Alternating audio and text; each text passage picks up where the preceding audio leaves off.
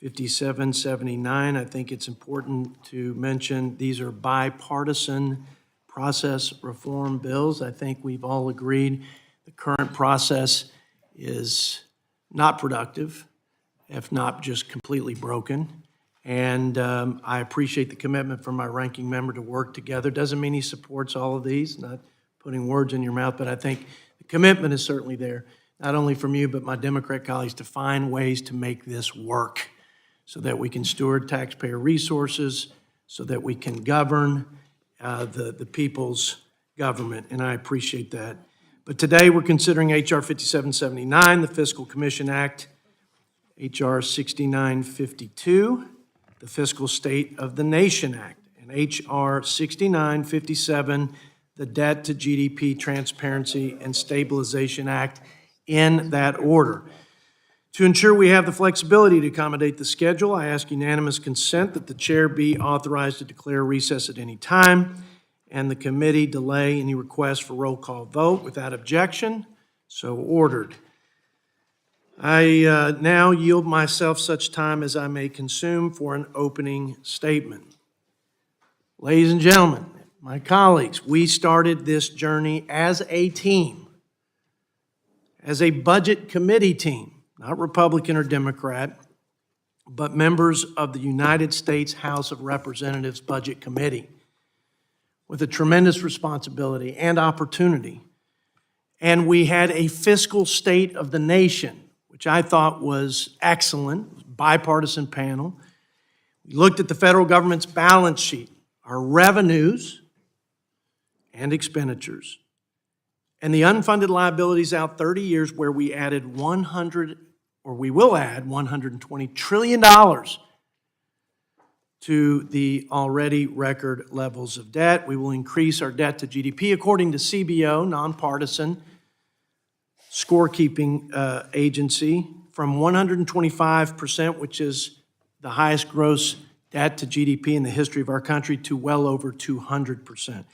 We looked at CBO's projections over the 10-year horizon and noted with all of us with great concern that our annual deficits will double and our interest payments will triple. And by the way, CBO projected that our deficit last year, Mr. Panetta, would, at the front end of their projections, would be $1.6 trillion.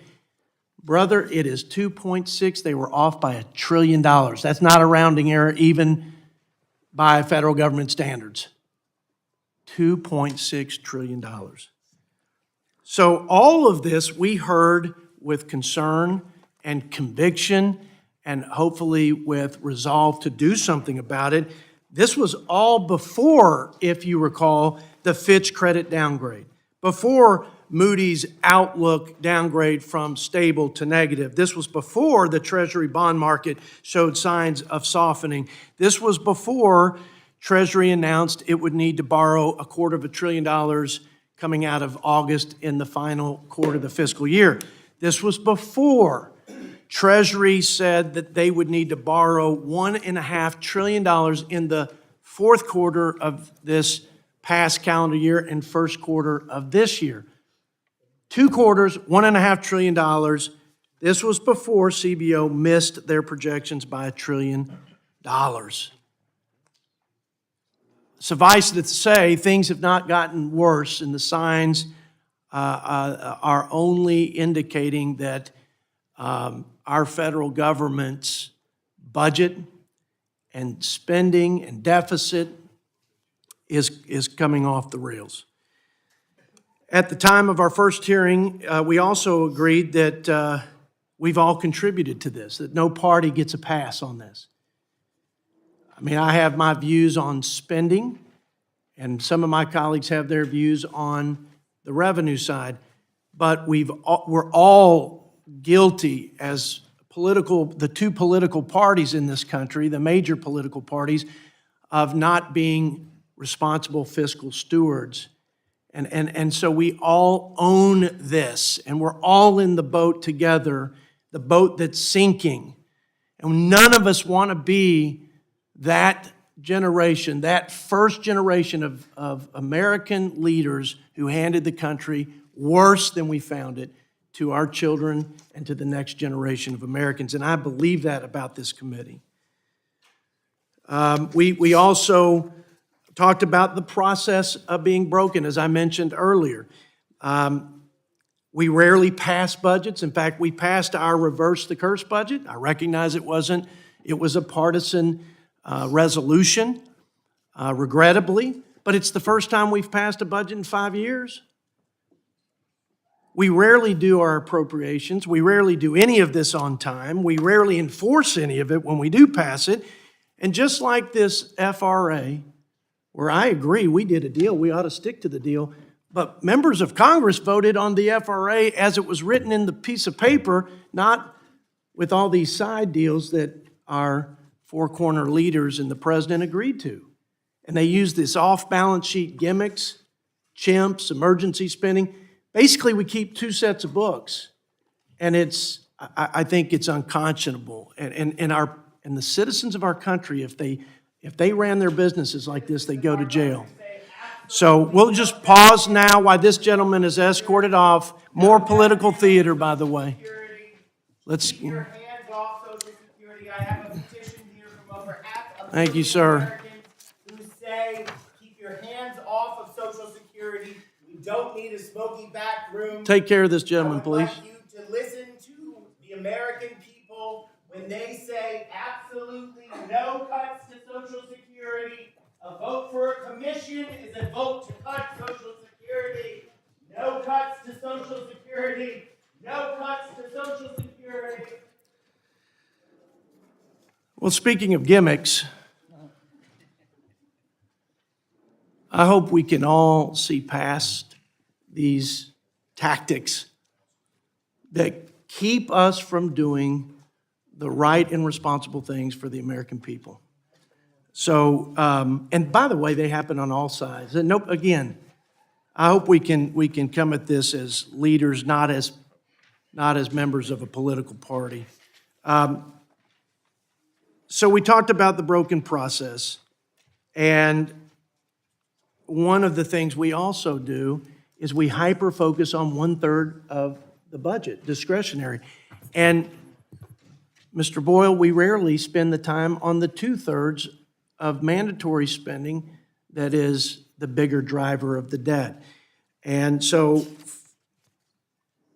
Fitch, I think, the credit agency, and Moody's give us some insight to why we're here today and why it's important to have this fiscal commission.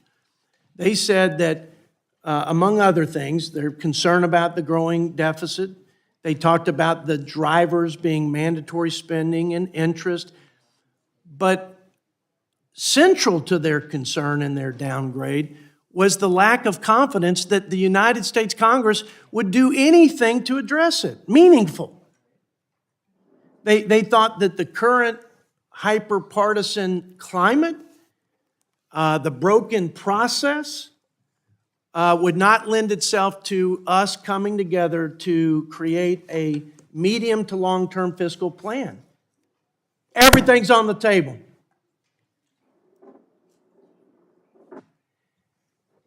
As it should be. And so let's get serious lawmakers together in a room. Let's put everything on the table. Let's look at this unfunded liability that's going to bankrupt the country, and let's come up with a plan that will give our children the same freedom and opportunities we've had. Okay? That's why we do this. Is it perfect? No. Is any process perfect? No. And my friend Tom McClintock has made great observations, echoed by my friend Mr. Boyle. It's not the process, it's the people. Yeah, ultimately you have to have the political will. And ultimately Congress is going to have to make the decision, but incentives drive behavior. And we've just got such dysfunction here that if we could turn down the politics, if we can just dial it back, put members in a room, and hash through a plan and find some consensus solutions and take it to the floor with expedited consideration, just maybe we'll find the courage to chart a path. Where's the security? Security.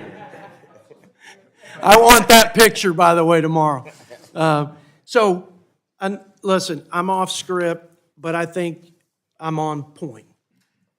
And I think I'm consistent. Let's take some risk here. Let's do things differently.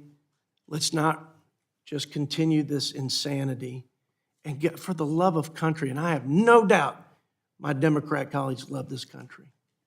I think some of their policies are crazy, but I have no doubt they love this country. And so let's do this. Let's give us a fighting chance to have a better and brighter future and avoid a catastrophic and irreparable debt-related crisis, which I don't know when it comes, Mr. Boyle. I really don't. Nobody knows the trigger point. But when it happens, you can't put Humpty Dumpty back together again. That's my big concern. So with that, I yield such time as my friend may consume. I know I went way over. I was a little distracted, but the floor is yours. Well, thank you, Mr. Chairman. Before I go on the clock, or I guess it doesn't, excuse me, quite matter, but I won't abuse that. I do want to say, independent of why we're here today, this may be the very last Budget Committee meeting before one of our great members of Congress and a dear friend to me leaves Congress. Brian Higgins, proudly of Buffalo, New York, represents some relatives of mine. Brian's story represents the best of the American dream, the kind of hardworking immigrant family from which he hails, working diligently and wisely for hardworking people of Buffalo and Western New York. He has served honorably on this committee and in this institution, and we're really going to miss you, Brian. Hear, hear. Hear, hear. Moving now to the subject matter of why we're here. First, let me say, and there'll be... Are you going to miss Kildee too? Okay. Are you leaving? You notice I refrain from commenting on Kildee leaving, but I'm just... The record reflect that you did not say you would miss Kildee. I am getting ready for all of the farewell parties for Dan Kildee that we'll have, but we got October, November, December. The fourth quarter of 2024 will be the Dan Kildee goodbye season. So we have many future hearings with Dan, fortunately, who's also a great member. Now on to the substance of why we're here. First, I will say, whether people are voting yes or no on the various bills in front of us, I commend the chairman for the way he has conducted this committee over the last year, 13 months, and his sincere passion for this issue. It is coming from a good place. I also want to say, about a year ago, when we kicked off our first committee hearing, we both said that this would be a committee for substance. I have been extremely distressed at the last 13 months of dysfunction and nonsense that I've seen on the House floor. By my count, I could be off on this math, so check me. I believe we have had 12 different votes this year to either censure someone, impeach someone, condemn someone, yada, yada, yada. So at least here in this committee, we aren't engaging in any of that performance art and actually dealing with substantive issues, whether one will vote yes or no on the final product. Now, on the Fiscal Commission, we've obviously had a couple of hearings before this markup. So I've already made my views on this matter pretty clear. In the end of the day, regardless of process, it comes down to people. And whether we go the regular order route or take a bit of a detour in the Fiscal Commission route, it still comes back to us, the elected representatives, who will be faced with a choice before 2033 in the case of Social Security, and before that in the case of Medicare. Either raise revenues, make cuts, or some combination of the two. And no super duper maximum blue ribbon to the extreme commission will change that fact. Now, I'm quite clear in terms of the side I come down on. I believe more revenues are needed into both the Social Security and Medicare trust funds. I actually will give credit to something that Ron DeSantis said. Yes, I was watching. I might have been the only one who was watching the Ron DeSantis-Nikki Haley debate. You can keep your comments on what you think about my TV viewing habits or social life to yourselves. But I was watching, and Ron DeSantis said something that was accurate. He pointed out that people paid into Social Security and Medicare while they were working in the 60s and the 70s and the 80s and the 90s. At the times those trust funds were running surpluses that were spent by Congresses. So it would be grossly unfair then when it's time for them to retire if all of a sudden they were facing cuts from a future commission. Now, I also want to say that the folks who support this fiscal commission, there are a number on this dais who are completely sincere and acting in good faith. But it would be naive to think that all of those who favor of a commission are acting in the same manner. There was an op-ed in the last week by a former member, Jeb Henserling in the Wall Street Journal, who flat out, and I give him credit for doing it in an upfront and above-board way, made the argument for cuts, made the argument for Social Security cuts and Medicare cuts. The point of his, and if you look at the hyperlink the Wall Street Journal used, spelled it out pretty clear.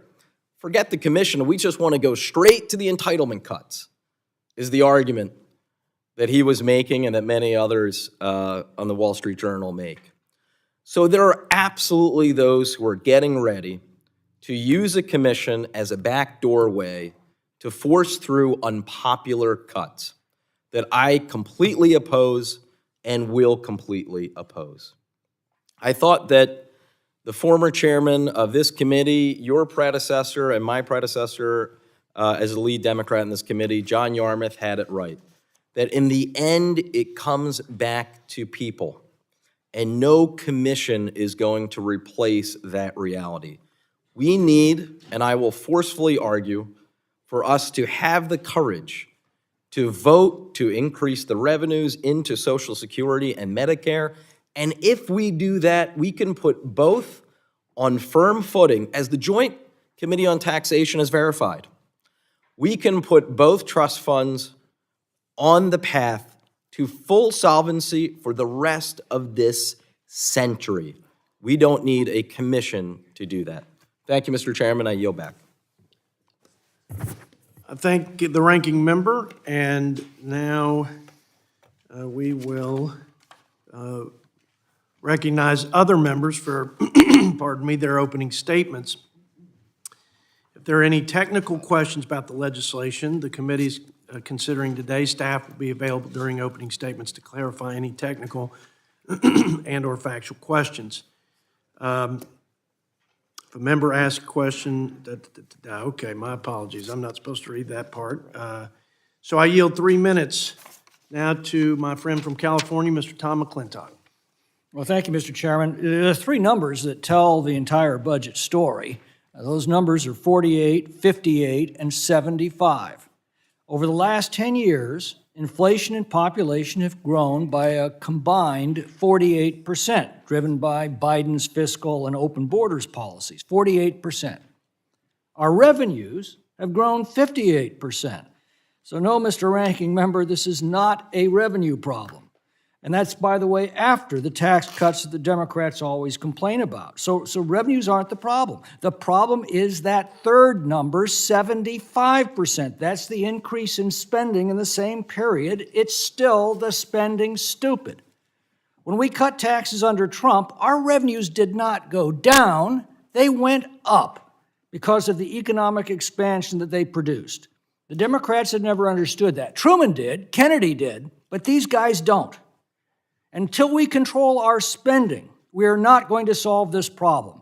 And that's going to require members of Congress to pronounce the most abhorrent word in all of Washington, the unspeakable word, the dreaded and forbidden N-word. No.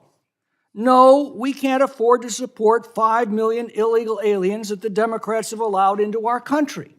No, we can't afford to pay able-bodied people not to work. No, we can't afford to pay massive subsidies to politically connected green energy scams. No, we can't afford to pay swarms of officials to harass our people and eat out their substance. This government will sense the buck starts here, but the House can't fix it alone without 60 votes in the Senate and a president willing to join them. The only alternative is an indefinite government shutdown that would imperil our defense in very dangerous times. Passing the buck to yet another bipartisan commission is a fool's errand, a tale told by an idiot full of sound and fury, signifying nothing. The fact is that the ultimate bipartisan budget commission is the Congress. And unless and until Congress rises to its responsibility, we're going to continue down this road. Nor do we need more reports. We know what's wrong. The process isn't broken, it's ignored. Now, having said all that, I'm still going to support this commission and the other bills because at least I think they provide another forum to raise the issue. But I hold little hope that they'll result in any substantive process. Only Congress can do that. And at some point, reality is going to overtake us. The fact is, socialism doesn't work any better here than everywhere else in the world has been tried. And as Margaret Thatcher famously warned, sooner or later you run out of other people's money. Argentina is the latest country to confront this harsh reality. It's not a new commission, but rather a new Congress and a new president.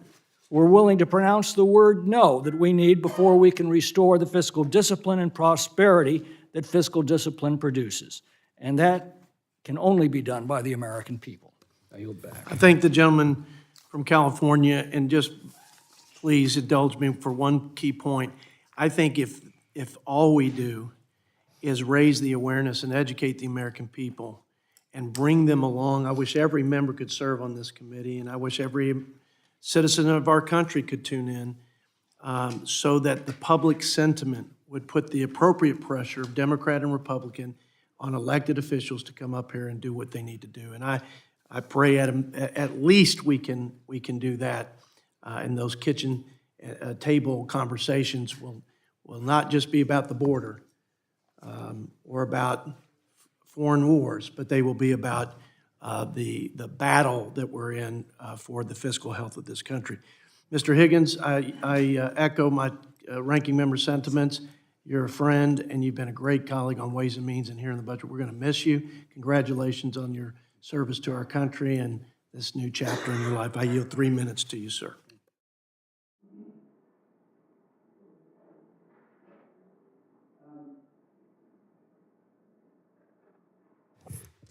Thank you, Mr. Chairman, and thank you, Ranking Member. Appreciate this very much. The United States is 5% of the world's population.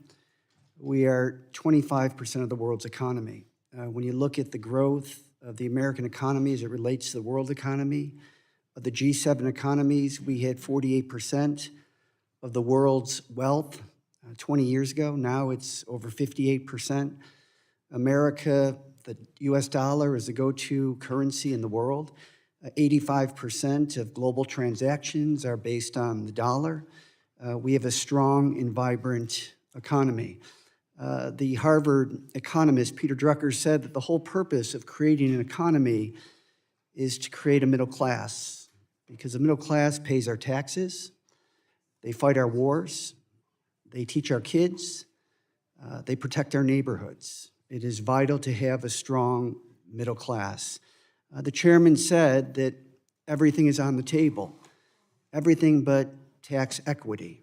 You know, there was a previous IRS commissioner that provided testimony to the United States Senate saying that $1 trillion is lost every single year because of the inadequacy of the Internal Revenue Service.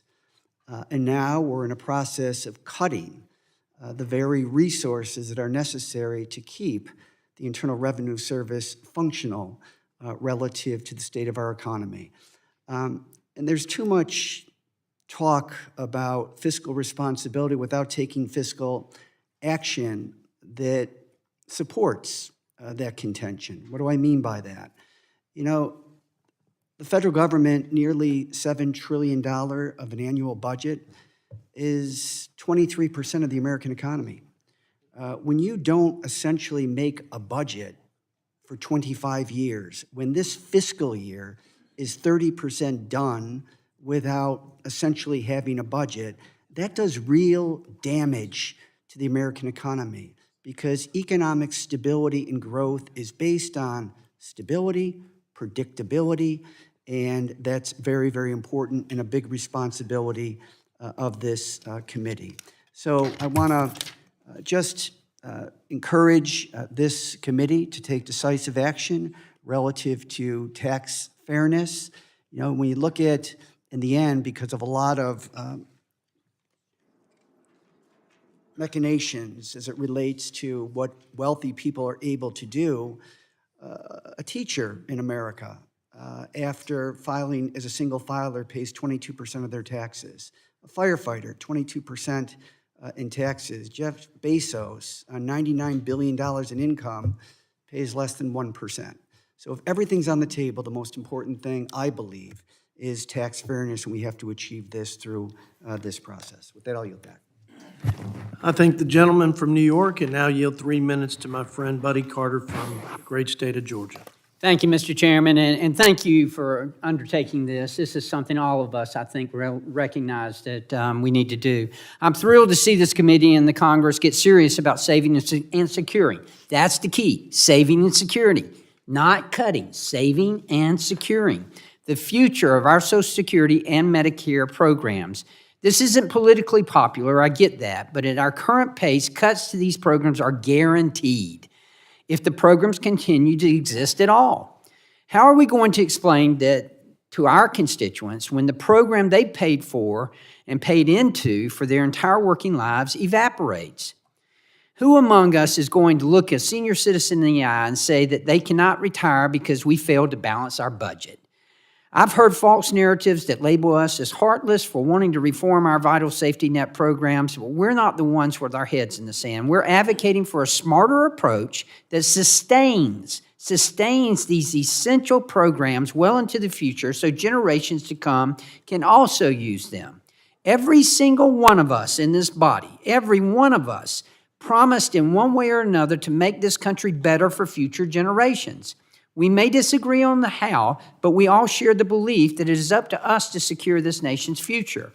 As a healthcare provider, I know firsthand the critical role that programs such as Medicaid and Medicare play in people's lives. It's vital that people get the life-saving medications they need at an affordable price. The Congressional Budget Office has suggested that, had Congress acted on Social Security reform 2 decades ago, our largest spending program could have been made solvent with only a modest impact on the incomes of average retirees. However, we didn't act. This must happen now, not in the future, but now. Not reforming our entitlement programs means accepting drastic cuts and a true break of our promise. I, for one, refuse to accept that. Today, we find ourselves over $34 trillion in debt. That equates to borrowing $5 billion a day. The over $6 trillion we spend in fiscal year 23, which equates to over $200,000 a second, is faster than the speed of light at 186,000 miles per second. We are spending money faster than the speed of light. However, we know that most of that spending is not controlled at Congress's discretion. We could cut all the money that Congress appropriates annually and barely make a dent in the long-term fiscal health of our nation. One frightening example of this is by 2027, if we don't act now, the interest alone on our debt will surpass our annual spending on national defense. As President Reagan said best, we don't have $1 trillion debt because we haven't taxed enough. We have $1 trillion debt because we spend too much. It's become evident we need a bipartisan, bicameral fiscal committee because reining in spending through regular House order just isn't cutting it anymore. I know getting our spending under control is a bipartisan issue, and the fact we are even here today is a testament to the leadership of Speaker Johnson and Chairman Arrington. Look, folks, this process won't be easy. However, it will be tough, and unpopular decisions need to be made to keep our promises to the American people. I look forward to voting for H.R. 5997 and I urge my colleagues to do the same. Thank you, Mr. Chairman, and I yield back. I thank the gentleman from Georgia, and now yield 3 minutes to my friend from Michigan, Mr. Dan Kildee, who we will miss in the next Congress. I will. Eventually. Irrespective of your ranking member, I will be there to miss you. Someday you'll miss me. Well, thank you for that, Mr. Chairman, and to Ranking Member Boyle as well for your comments, but for holding this important markup. As we discuss legislation related to a fiscal commission, I do want to acknowledge, as has been mentioned, that there are many places where Democrats and Republicans agree, even on the budget priorities for this country. It's often difficult to find that area of agreement, but there are places where we can come together. And as I've said before, recently the President and the Speaker of the House, even the previous Speaker, negotiated a bipartisan budget agreement that cuts some spending and begins to responsibly, carefully address our national deficit. This agreement critically protected Social Security and Medicare, which is the subject of a lot of this discussion, the programs that are important to millions of Americans. When we voted on this bipartisan agreement, 314 members of Congress, a majority of both parties, voted for this compromise. And so I'm hopeful that Speaker Johnson and the Republican conference will uphold that bipartisan deal to avoid a government shutdown and to govern responsibly. When it comes to our national budget, for myself, one of my top priorities, of course, is protecting Social Security, strengthening Social Security and Medicare. Americans contribute to Social Security and Medicare throughout their entire lifetimes, and they rightfully expect that those programs will be there for them when they retire. That's the deal.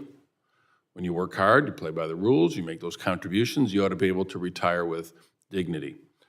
And that's why I've introduced legislation affirming the House of Representatives' commitment to protect and strengthen Social Security and Medicare and rejecting cuts to those programs. The legislation raises, this particular legislation that we're considering raises some legitimate concerns that a fiscal commission can pave the way for cuts to Social Security and Medicare.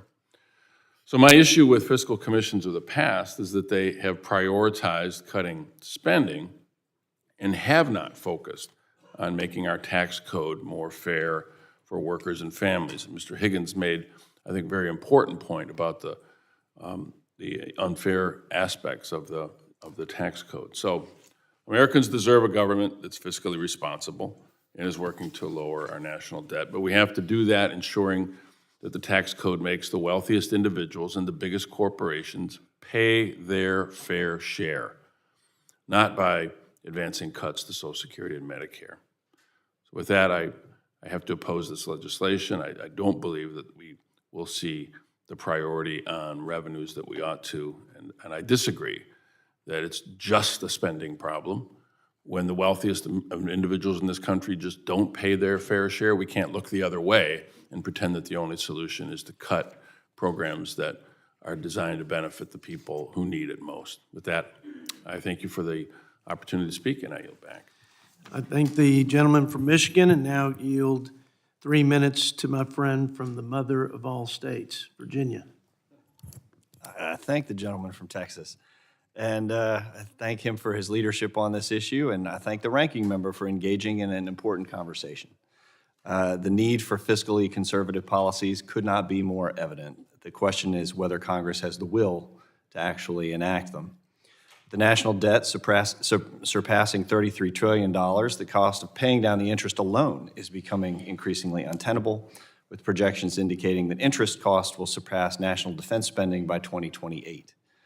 This Congress, House Republicans have sought to reclaim the broken appropriations process in an effort to replace the blowout omnibus spending bills of the past for regular order and the passage of responsible and conservative single-issue appropriations bills. However, spending has been put on autopilot as nearly 2/3 of our annual spending consists of mandatory programs. This spending has been placed outside of the regular oversight of Congress. In 2022, total mandatory spending made up 71% of the federal budget. Since 2000, other mandatory spending, which includes categories outside of Social Security, Medicare, and Medicaid, has risen above CBO baseline projections by $724 billion, more than any other category of spending. The lack of congressional review of this spending is in direct conflict with our Constitution, the edict that no money shall be drawn from the Treasury but in consequence of appropriations made by law. And to make matters worse, the trust funds for Medicare, hospital insurance, and Social Security will face insolvency by 2031 and 2033, resulting in immediate across-the-board cuts of 11% and 23% respectively. We cannot allow that to happen. Today's markup is to serve as the Budget Committee's opening salvo for 2024 and includes legislation that will provide Congress with additional policy tools to put our nation's finances on the right track. Among them are bipartisan bills to establish an annual fiscal State of the Nation address, enhance reporting requirements within the President's budget, as well as to create a bipartisan fiscal commission, which will serve this Congress in a supplementary role by developing policy solutions to address the debt and bringing them to the House floor for a vote. To be clear, the role of this fiscal commission is not and should not be to supplant the responsibilities of this committee or the two committees that have traditionally been driving our debt, appropriations, on which I serve, and Ways and Means. Many of those members are here on this committee. Instead, this commission should be complementing those efforts. And I am looking forward to building off the work that we're starting today to deliver concrete results for the American people in 2024. Thank the chairman, and I yield back. Thank you, Mr. Klein, and now yield 3 minutes to our friend from Oregon, Mr. Blumenauer. Thank you, Mr. Chairman. This is clearly a daunting issue. I think it captures the attention of people on this committee. I've made no secret of the fact that my solution is simply for Congress to do its job, to be able to collect taxes that are already due and payable, not a new tax, but the billions of dollars that people forget to declare on their income. I've also been unwavering in my commitment that we ought to deal with oversight of spending programs. The notion that somehow the Defense Department should be off limits, when we all know egregious examples of wasteful spending, like I won't flog the battleship issue any further, but the Navy doesn't want it, it doesn't work, we keep it simply to provide jobs in Florida. Now, this should not be our approach to dealing with the budget deficit. There are many examples. If we had the same scrutiny that some of my colleagues want to exercise for human resource programs, would examine the Pentagon budget, we would be making huge advances in reducing the deficit.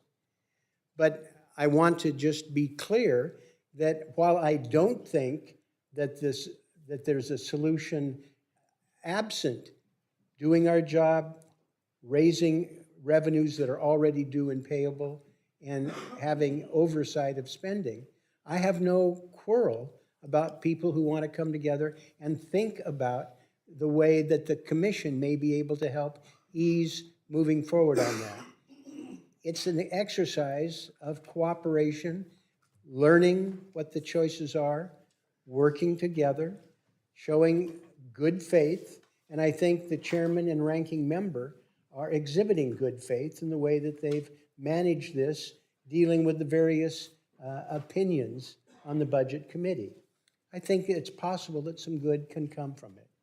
The stakes are high enough that we ought to take that risk to be able to move forward. But as I say, it's no substitute for Congress not doing its job.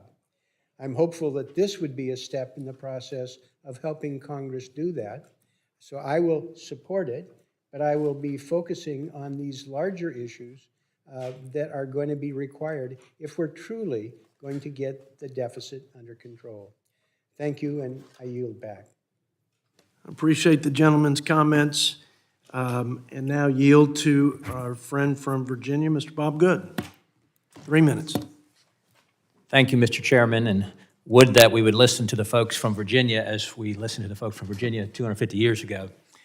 Thank you, Mr. Chairman, and for everyone who's done work to bring us to this point and to bring these bills forward for a markup. The current economic and fiscal outlook for our country is bleak thanks to Bidenomics and Biden inflation. The national debt, as has been said and will be said over and over, has ballooned to an astounding record, to say the least, $34 trillion, which means that each person in the U.S. has a debt obligation of over $100,000, and household debt is over $250,000. And this is an existential threat to the country. I would submit, along with the border invasion, the two greatest existential threats to the country. Our federal debt as a share of GDP, or the size of our economy, is about 120%. Just 15 years ago, prior to the Great Recession, the federal debt as a share of GDP was only about 60%, so it's approximately doubled relative to the size of our economy in 15 years. Can you imagine if that happens again in the next several years, as we're on track to do? America's fiscal situation cannot improve unless we take immediate action to address, again, what is one of the biggest threats to our country: our spending, our deficit, which is about $200 billion a month, $200 billion a month deficit, and the national debt, which has grown at the rate of around $2.5 trillion a year now. So for every 4 or 5 months, another trillion here, trillion there, sooner or later you get to real money. Americans' national debt has grown so out of control that, of course, as has been said many times, and it bears repeating, that our interest on the debt alone is approaching the largest budget item, will soon exceed that we spend on national defense. The number one priority, theoretically, of this federal government to protect the safety and security of Americans, including their constitutional liberties, by the way. So this situation is obviously serious. It's got to be addressed. So I'm encouraged that we're taking this step, that the Budget Committee here is leading the charge and establishing the Fiscal Commission, which we know is only as valuable as the willingness of Congress to actually implement what we discover. But still, it's an important step to address our nation's addiction to spending, or at least Congress's addiction to spending, and our reluctance to make change unless it's forced upon us. So this commission will have a mandate to meaningfully improve our nation's fiscal outlook, and I'm encouraged that we have this charge to do just that. It's imperative that the members of the commission realize that to truly improve the situation, there must be bipartisan commitment to cutting spending. We don't have a revenue problem. We got record revenue coming in. We have a spending problem. This is an important opportunity for us that we must not squander. Previous commissions have helped us save Social Security, consolidate military bases, and do other big projects to help this country. And this is an important opportunity for us today, and I hope everyone will be committed to seeing this through and implementing this. And I yield back, Mr. Chairman. I thank you, Mr. Good, for your comments. As I yield the floor now to the author of this bill and a very good friend, I hearken back to 4 years ago as we entered into the pandemic and tremendous COVID spending, some of which I thought was appropriate, some of which I thought was unnecessary, but nonetheless, we both agreed that we better get a handle on this, and we better put some eyes on it, and we better put some wise counsel to consider the cost and the implications. 30 Democrats and 30 Republicans came together to support a few ideas, one of them being a debt commission. Scott, you've led the charge. I appreciate that leadership and that courage, and I'm glad that it's sort of come to fruition, at least at this point, for a hearing, and I certainly expect it to pass. Again, thank you for your leadership. I yield 3 minutes. Thank you, Mr. Chairman, very kind. Thanks for holding this markup. You know, regular order, it just kind of makes me smile. Regular order is the congressional Bigfoot. We're all told it exists, and none of us has ever seen it. I've been here 11 years. I don't even know what regular order is, and I'm told that regular order will solve this problem. I don't believe it. Most people don't believe it either. Just recently, in October, Paul Krugman, the award-winning, Nobel Prize-winning economist, generally argues that debt has not been something to be concerned about, writes an article that I asked unanimous consent be put into the record, why we should but won't reduce the budget deficit. Now, he's telling us that this is a problem. He doesn't believe Congress will take care of it. He's not arguing for a commission, but nobody thinks, and there's no evidence to suggest that this issue will be taken up without a different approach, and that's what we're proposing today. The gentleman at the beginning who started with a little protest about not cutting Social Security, sure, I'm with him, but I really think he's got it wrong, as I've said before. Social Security cuts are baked into the law right now. If we go another 10 years and the lines cross, it's a 24% across the board cut. That's an existing law. Whether you're 72 or 92, rich or poor, you're gonna get cut. Now, we could pretend that doing nothing is gonna solve that problem. We could pretend that regular order is gonna take care of it. I choose to offer a different path. I don't think that's gonna work. I don't think anyone thinks it's gonna work. I don't think anyone who's 30 years old today thinks that there's anything in Social Security for them. I want to save it. I don't want to cut benefits. But the dynamic we face is that the longer we wait, the longer we creep toward 24% cuts across the board, the more leverage we give to the people who want to cut benefits. Because the day before it's a 24% cut, they're going to say, how's a 15% cut for you? If we act today, maybe we can avoid that. Maybe we can really, because we already have a weak social safety net in this country, maybe we could avoid that, but not by waiting. And by the way, if you want something out in public, waiting is just going to give you that backroom deal the night before that happened in 1983 that resulted in cuts. I've been we'll maybe speak a little bit to it later, but we saw a lot of input from across the board. I heard comments from Mr. Doggett, who noted that our bill did not explicitly include a commitment to produce recommendations on revenue measures.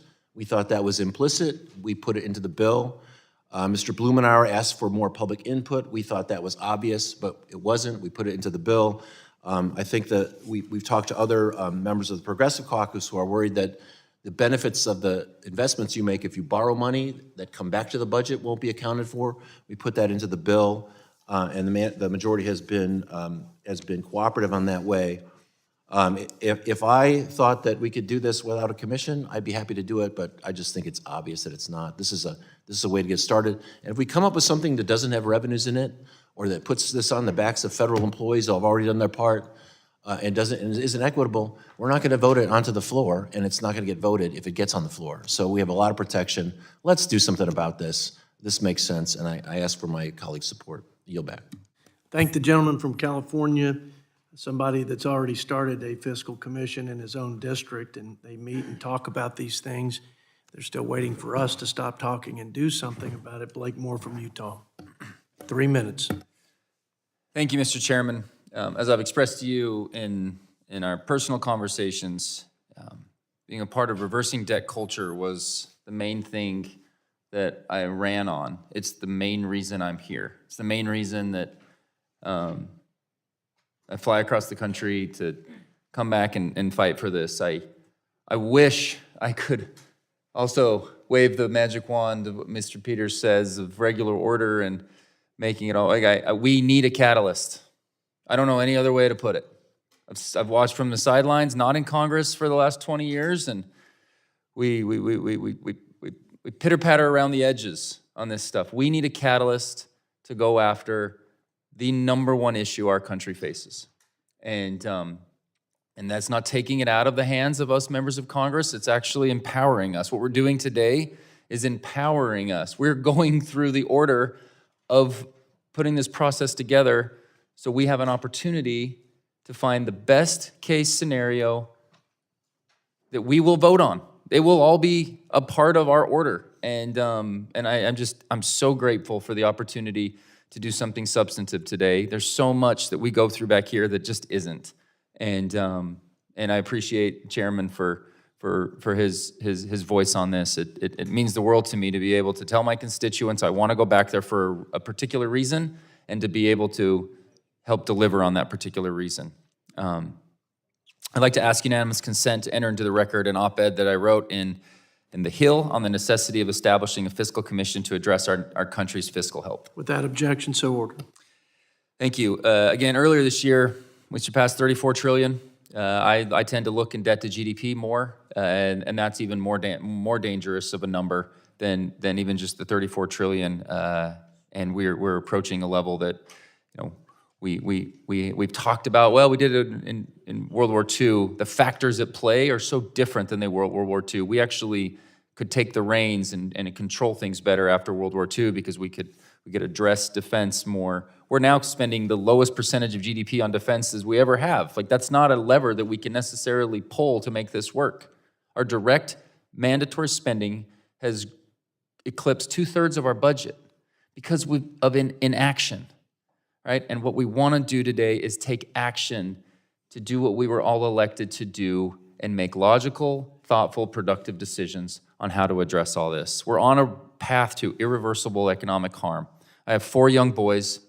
It's killing me as their dad that they'll be raising their own young families, trying to save for their first homes in 2053, and the interest on debt payments may take up to 40% of all revenues. This is an opportunity to act, to address our debt-to-GDP ratio, to look at what we're doing, things that we don't vote on an annual basis, to just what is right by our seniors, what is right by our Gen X, the next generation to retire. We did not prepare for the current situation we're in. Let's get out ahead of it. Let's do something right by the American people to set ourselves up for success. And just again, want to thank the group and the individuals who've been working on this. I'm a proud co-sponsor of this bill, and I look forward to in supporting some of the other things we're doing today as well, and I yield back. I thank the gentleman from Utah representing the God-fearing, freedom-loving people of Texas, Mr. Lloyd Doggett, for 3 minutes. You like that introduction? I do. Thank you, Mr. Chairman. I appreciate your leadership here. I have always viewed this fiscal commission as neither a panacea nor a disaster.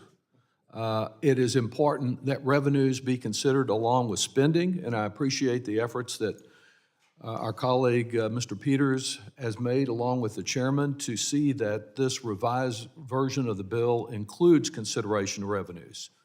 Some of the comments that have been made this morning about how we have no revenue problem, it's only a spending problem, I view as really a fantasy.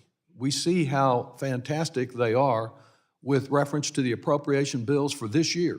Republicans cannot pass bills in the House on appropriations this year because they can't get their own members to vote for some of these bills because the cuts in spending are so draconian and would so undermine educational opportunity and health care and other vital needs of our country. This time tomorrow morning, the Ways and Means Committee will convene to embark on what the chairman of that committee says will lock in $600 billion in additional corporate tax cuts.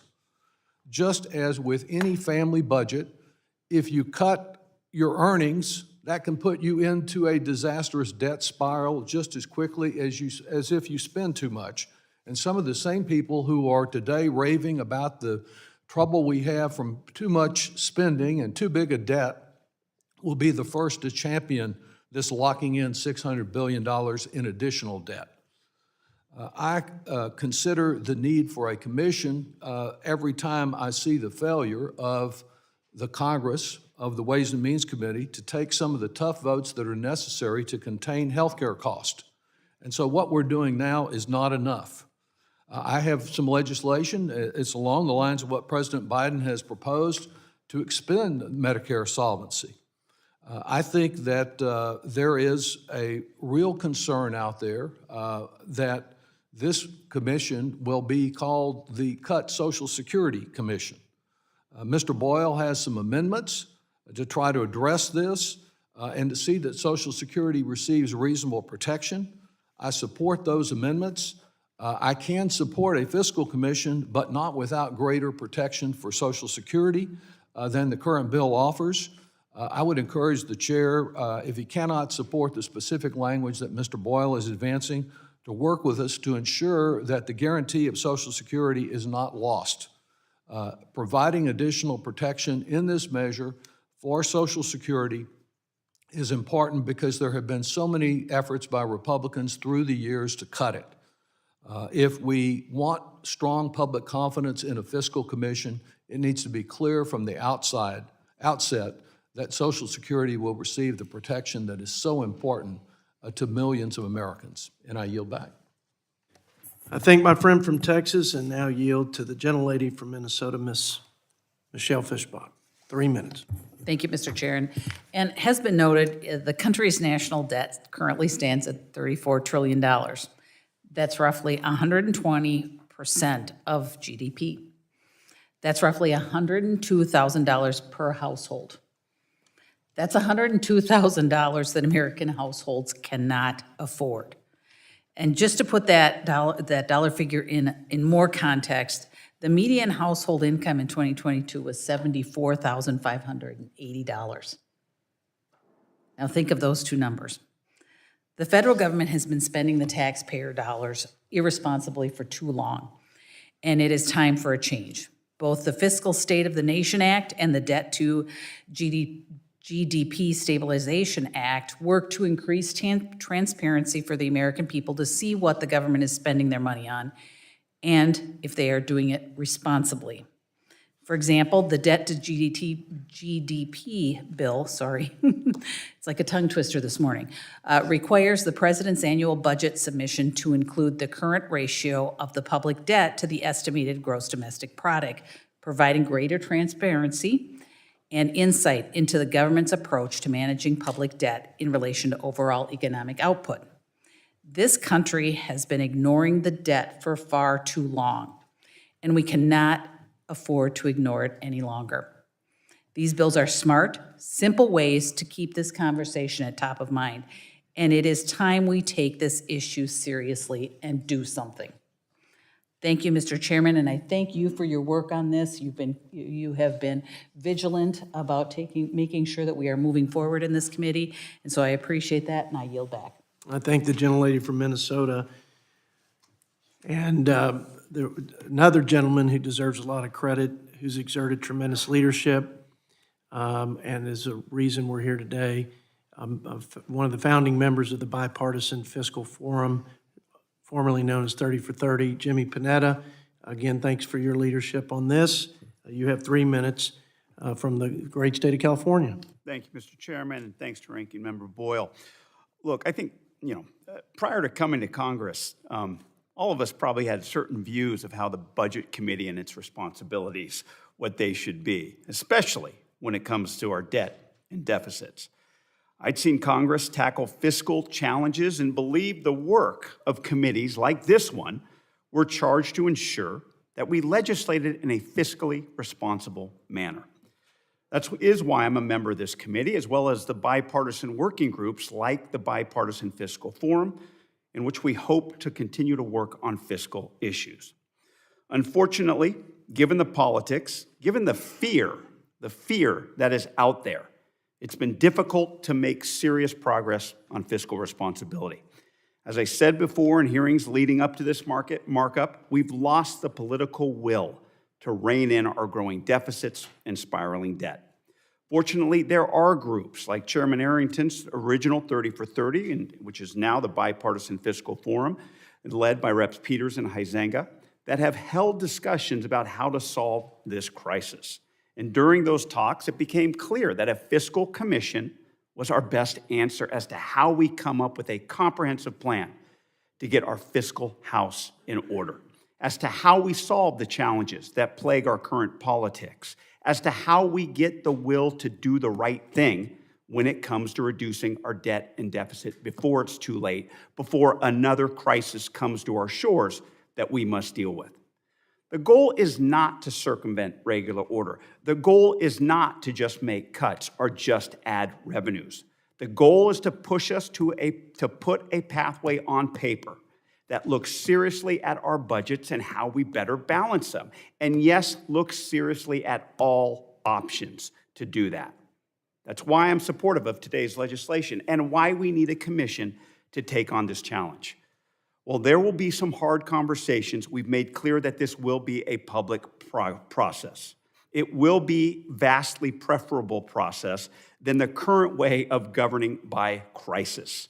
And it's vastly preferable than the current process when we were up against a deadline and left with few choices, where we end up punting our major policy decisions to our party's leadership with little room for dissent and no real time for debate. At the end of the day, the recommendations must still pass with votes in the House and Senate. And unlike in a crisis, should the recommendations prove unpopular, we can reject them. Congress can reject them. Make no mistake, there are real consequences to fiscal irresponsibility, but action is needed. We will soon spend more on debt interest payments than on our military defense. And payments on our interest will threaten future investments in our families and in our nation. A lack of action to shore up our trust funds means that we're facing steep cuts, as you heard from Representative Peters. cuts to our Social Security, cuts in Medicaid in less than a decade. We should be afraid of that. But Mr. Chairman, when it comes to fear, let's use that fear to motivate us to do the right thing and not let it prevent us from doing anything. We must act. That's our job. Let's start with finding the will to do it, and that begins with the Fiscal Commission. That's why I support H.R. 5779, the Fiscal Commission Act, and I yield back. Well said, Mr. Panetta. Thank you for your remarks. Now yield 3 minutes to our friend from Oklahoma, Mr. Josh Burkeen. Thank you, Mr. Chairman, and excited that to set a structure up that hopefully will come back with an amazing way to solve a problem that is, it looks insurmountable right now. The Treasury report that I think some of us would have read from even a couple of years ago talked about that it's not just the public debt, the publicly held debt, it's the insolvencies within Medicare and Social Security. And so if you take the 30+ trillion in publicly held debt and you add the 75-year sustainability for Medicare and Social Security, even after the 1983 fix, we find ourselves, according to the Treasury report under the Biden administration, we're at $124 trillion. That's the real size of our indebtedness. And they said in that report that if you take that and you assess that against all property in America, all privately held assets, it's 86% of all privately held wealth in America. And that means if everybody listening will just sell everything you've got, sell everything, then you can retain 14% and we can get flush with the house. We have an unsurmountable problem because of our selfishness and because we pretend. We love to talk about the size of these problems. We love to cite the numbers, but line upon line and precept upon precept, $1 million here, $1 million there, authorized, not with a revenue stream to pay for it. The question I have to ask myself every day, am I operating in hypocrisy? Am I voting on things that I know is adding to this problem, or am I being true? And so I think all of us have got to just be intellectually honest with one another and with the American people. I love the fact that a part of this commission result, Mr. Chairman, part of your amendment process is a public education. Because in addition to setting up a structure that comes back with recommendations or how are we going to solve this problem, the American people have to know that blanket truth is this: there will be pain. There will be hardship because we have exhausted resources from our kids and our grandkids. And when you have an entire discretionary budget, it used to be a few years ago, I came up here, it's a third of our spending was discretionary. Now we're moving to where a fourth of what we spend discretionary is going to be something that Congress appropriates, and 3/4 is mandatory. And so every time we lock aside another program, another benefit into mandatory spending, shame on us. Shame on us. And so all of us need to be operating in truth. The American people have to have the truth. We have to make sure the American people know the facts, that the pain is coming. Medicare, Social Security within 10 years insolvency, the pain is coming. And the midnight ride for us is to educate the American people so that we'll make the choice of sacrificing, not the sacrifice being forced upon us. Now, with that, I yield, Mr. Chairman. I thank my friend from Oklahoma. Appreciate his remarks. Ms. Ballant, I yield 3 minutes to you. Thank you, Mr. Chair. The aim of the Fiscal Commission is, broadly speaking, I think, a noble effort. I think we all understand that crushing debt and massive deficits aren't healthy for the U.S. economy or for the democracy as a whole. As a parent, I, of course, worry about what this will mean for my children. And as the former leader of the Vermont State Senate, I understand the importance of working with colleagues across the aisle to pass balanced budgets that funded our state government every year. We found ways to do that required compromise, hard work, late nights, and I still welcome the opportunities with my Republican colleagues to address our nation's real challenges. But we already have the tools that we need. There are already solutions that work. And the chair said that this proposed commission, that in this commission, everything's on the table. And therein, for me, lies the problem. I disagree that everything should be on the table. There are some things that should absolutely not be on the table. And that's because the wealth gap in this country is obscene. I cannot and will not support cuts to Social Security, to Medicare, to nutrition programs for children and young families, for veterans benefits, for disability insurance. These programs provide vital support to regular people and improve not just our nation's economy, but the well-being of the democracy. And they offer Americans a lifeline from crushing, grinding poverty. Nearly 67 million Americans depend on Social Security for benefits, and it's frankly indefensible that right now in homes across our nation, there are elders who are trying to make the decision between medication, food, housing. We should be talking about strengthening Social Security, and it should not be on the table. Now, I talked to a lot of Vermonters like all Americans, and they love their freedoms. And they want us to be fighting for fairness. I hear these two things probably more than anything. They want a fair shot. They want to know that they're not getting gouged while others continue to grow their great wealth. They want tax fairness. They want us to ensure that the wealthy and corporations pay their fair share. This does not make them socialists. We know that increasing enforcement of tax collection raises revenue and benefits our economy. And Americans overwhelmingly support these measures. This, again, does not make them socialists. I mention this because my colleague earlier in this hearing brought up the hackneyed, tired specter of socialism. I urge us to be more intellectually honest here. Wanting freedom and fairness does not make one a socialist. Let's get serious about closing the wealth gap. I don't feel this commission will do that. Let's focus on what the majority of Americans want, which is freedom and tax fairness. Thank you, Mr. Chair. I thank the gentlelady from Vermont. Now yield 3 minutes to my good friend Chip Roy from the great state of Texas. Thank you, Chairman. A note to the ranking member that I had a front row seat to Governor DeSantis' comments that he referred to earlier. Last Thursday, I flew to St. Louis. Flight was canceled, drove 8 hours through the blizzard to Des Moines. Spent a lot of time in Iowa last week, New Hampshire yesterday. Got up at 4 in the morning, came here this morning.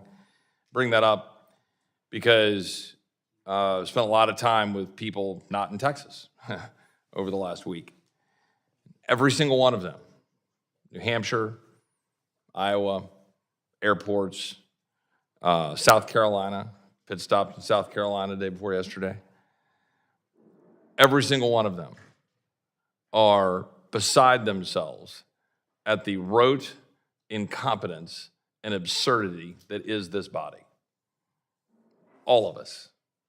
Every stinking last one of us. Every single person I talk to cannot understand how a body that is supposed to be representative of the people comes here and manages to make this country worse on a daily basis, no matter who's in the majority. I defy anybody to prove me otherwise. $34 trillion of debt, and we have my Democratic colleagues saying we can't even have a conversation about Social Security, Medicare, and we have ATR and a bunch of people flipping out on our side saying you can't even have a conversation about taxes. What in the utter hell is wrong with this body? It is just mind-blowing. If you believe in modern monetary theory, then put your money where your mouth is and just get rid of taxes. Why should we have a single dollar of taxation if you believe in modern monetary theory? Just spend our children's inheritance. Do you watch the debt clock and have even a pang of guilt at your own incompetence? And I'm looking at every member of the body, both sides of the aisle, and I'm looking in the mirror. We can't even cut discretionary spending. We can't even cut bureaucrats and programs that have very little discernible value to the American citizens. And we think we're going to have a serious conversation about Social Security and Medicare? It's laughable. It is absolutely laughable. And it's an embarrassment to come back and sit here in a committee where we have colleagues shutting down any chance of bipartisan efforts to put everything on the table and do our damn job. Meanwhile, the American people are the people left holding the bag.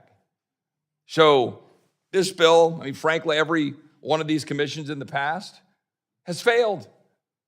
That's why we're $34 trillion in debt. I'll support this one. I hope we can do something. But right now, the American people are looking at us and wondering, what in the hell is this Congress doing for them? I yield back. Well, I associate myself with that set of remarks from my friend from Texas and appreciate them very much. So much to say, but so little time. So I'm going to yield to Mr. Scott, our friend from Virginia, for 3 minutes. Thank you, Chairman Arrington, Ranking Member Boyle.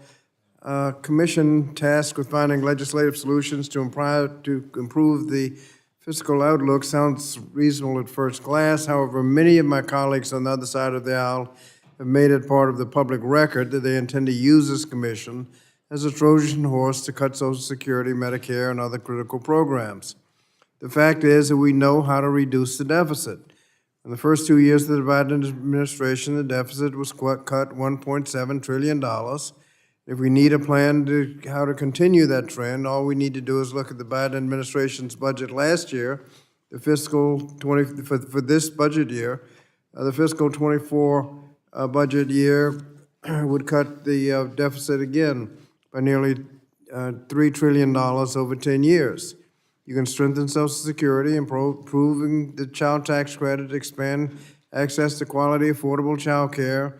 It's all possible when you make wealthy and large corporations pay their fair share and raise the taxes for what spending you want to make. If we choose to stop talking and actually make fiscally responsible decisions, it would not be the first time.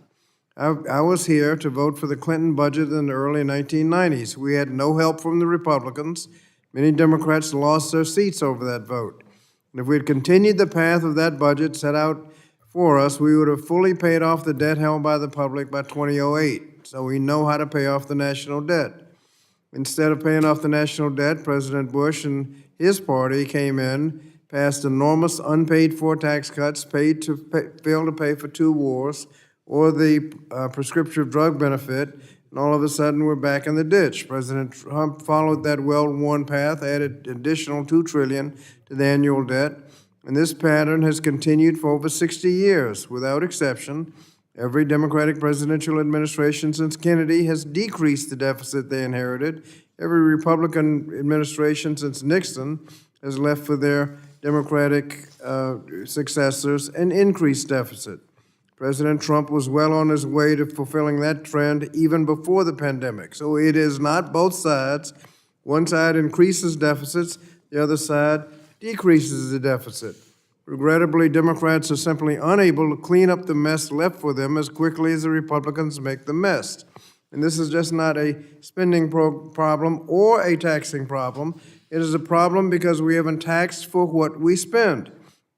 If we expect to balance the budget, our taxing must match our spending.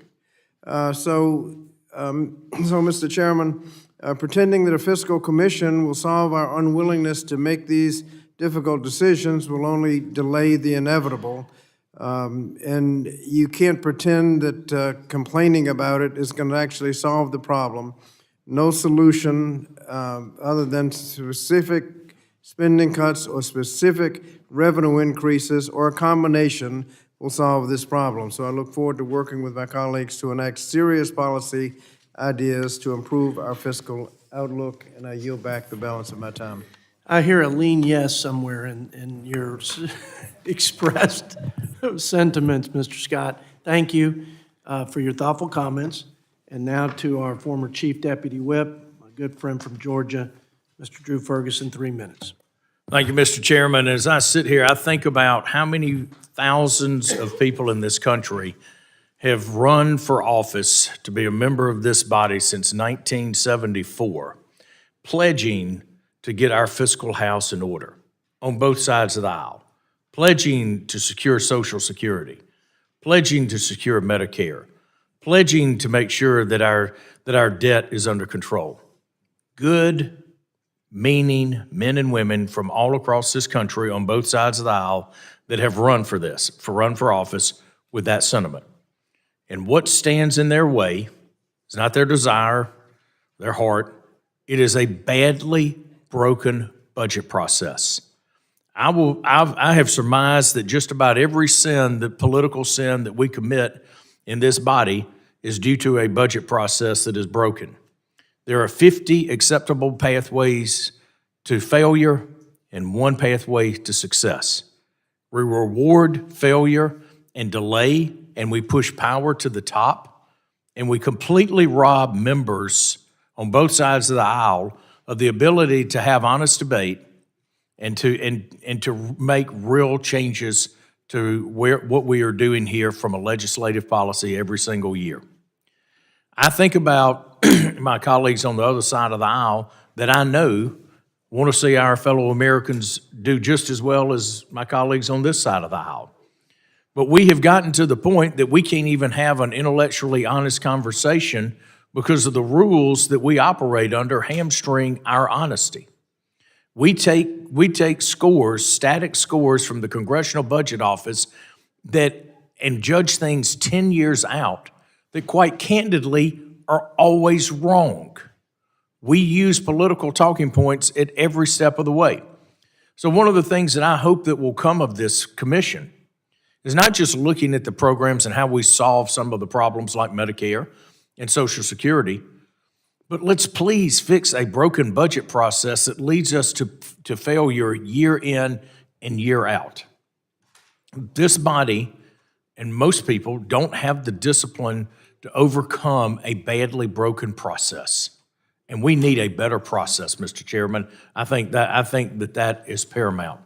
The other thing that I want to impress upon this group, and I want to impress upon the American people, is that it is time for us to lay down arms and fear-mongering when it comes to Social Security and Medicare. As the chairman of the Social Security Subcommittee, I will tell you, and I will promise my colleagues on the other side of the aisle, as well as the American people, that there will not be a single bill that comes across the Ways and Means desk that cuts Social Security, period. So let's end the debate. Let's not get caught up in fear-mongering. Let's have an intellectually honest conversation. One of the biggest problems that we have is that when one side stands up and says something about Social Security, the other side immediately makes them a villain. We have to talk about every single part of that program. Waste, fraud, and abuse, improper payments, the revenue side, changes to the benefit side. All of that has got to be put into the conversation so that we can protect our seniors and those closest to retirement, and we can preserve the program. So as we move through this, Mr. Chairman, let's be intellectually honest, and let's be brave enough not to use the most important program that we have for our seniors as a political tool. With that, Mr. Chairman, I yield back. I thank my friend from Georgia and now yield 3 minutes to my colleague from the great state of Texas, Ms. Jackson Lee.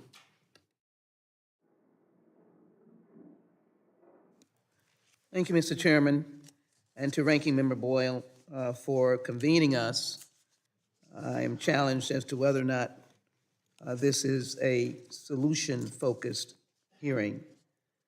But Chairman Arrington, Democrats are ready and willing to find bipartisan solutions to America's fiscal challenges, but I will never support legislation or initiative that would put the likelihood of American families at risk. We've seen such commissions before and realize that they are challenged to do all that it is represented that they would do. History has shown that fiscal commissions are nothing more than another avenue by which my Republican colleagues would try to gut critical programs or rip away hard-earned Social Security and Medicare benefits so that they can lock in more tax cuts for billion-dollar corporations and the ultra-rich. The Greenspan Commission was the basis of Social Security amendments of 1983. Fiscal commissions have historically recommended cutting or privatizing Social Security. The Greenspan Commission resulted in a raise in the retirement age that was the equivalent to a 13% benefit cut. a tax on benefits for middle-income retirees, and the creation of the windfall elimination provision and the government pension offset, which reduces the benefits of 2 million public servants.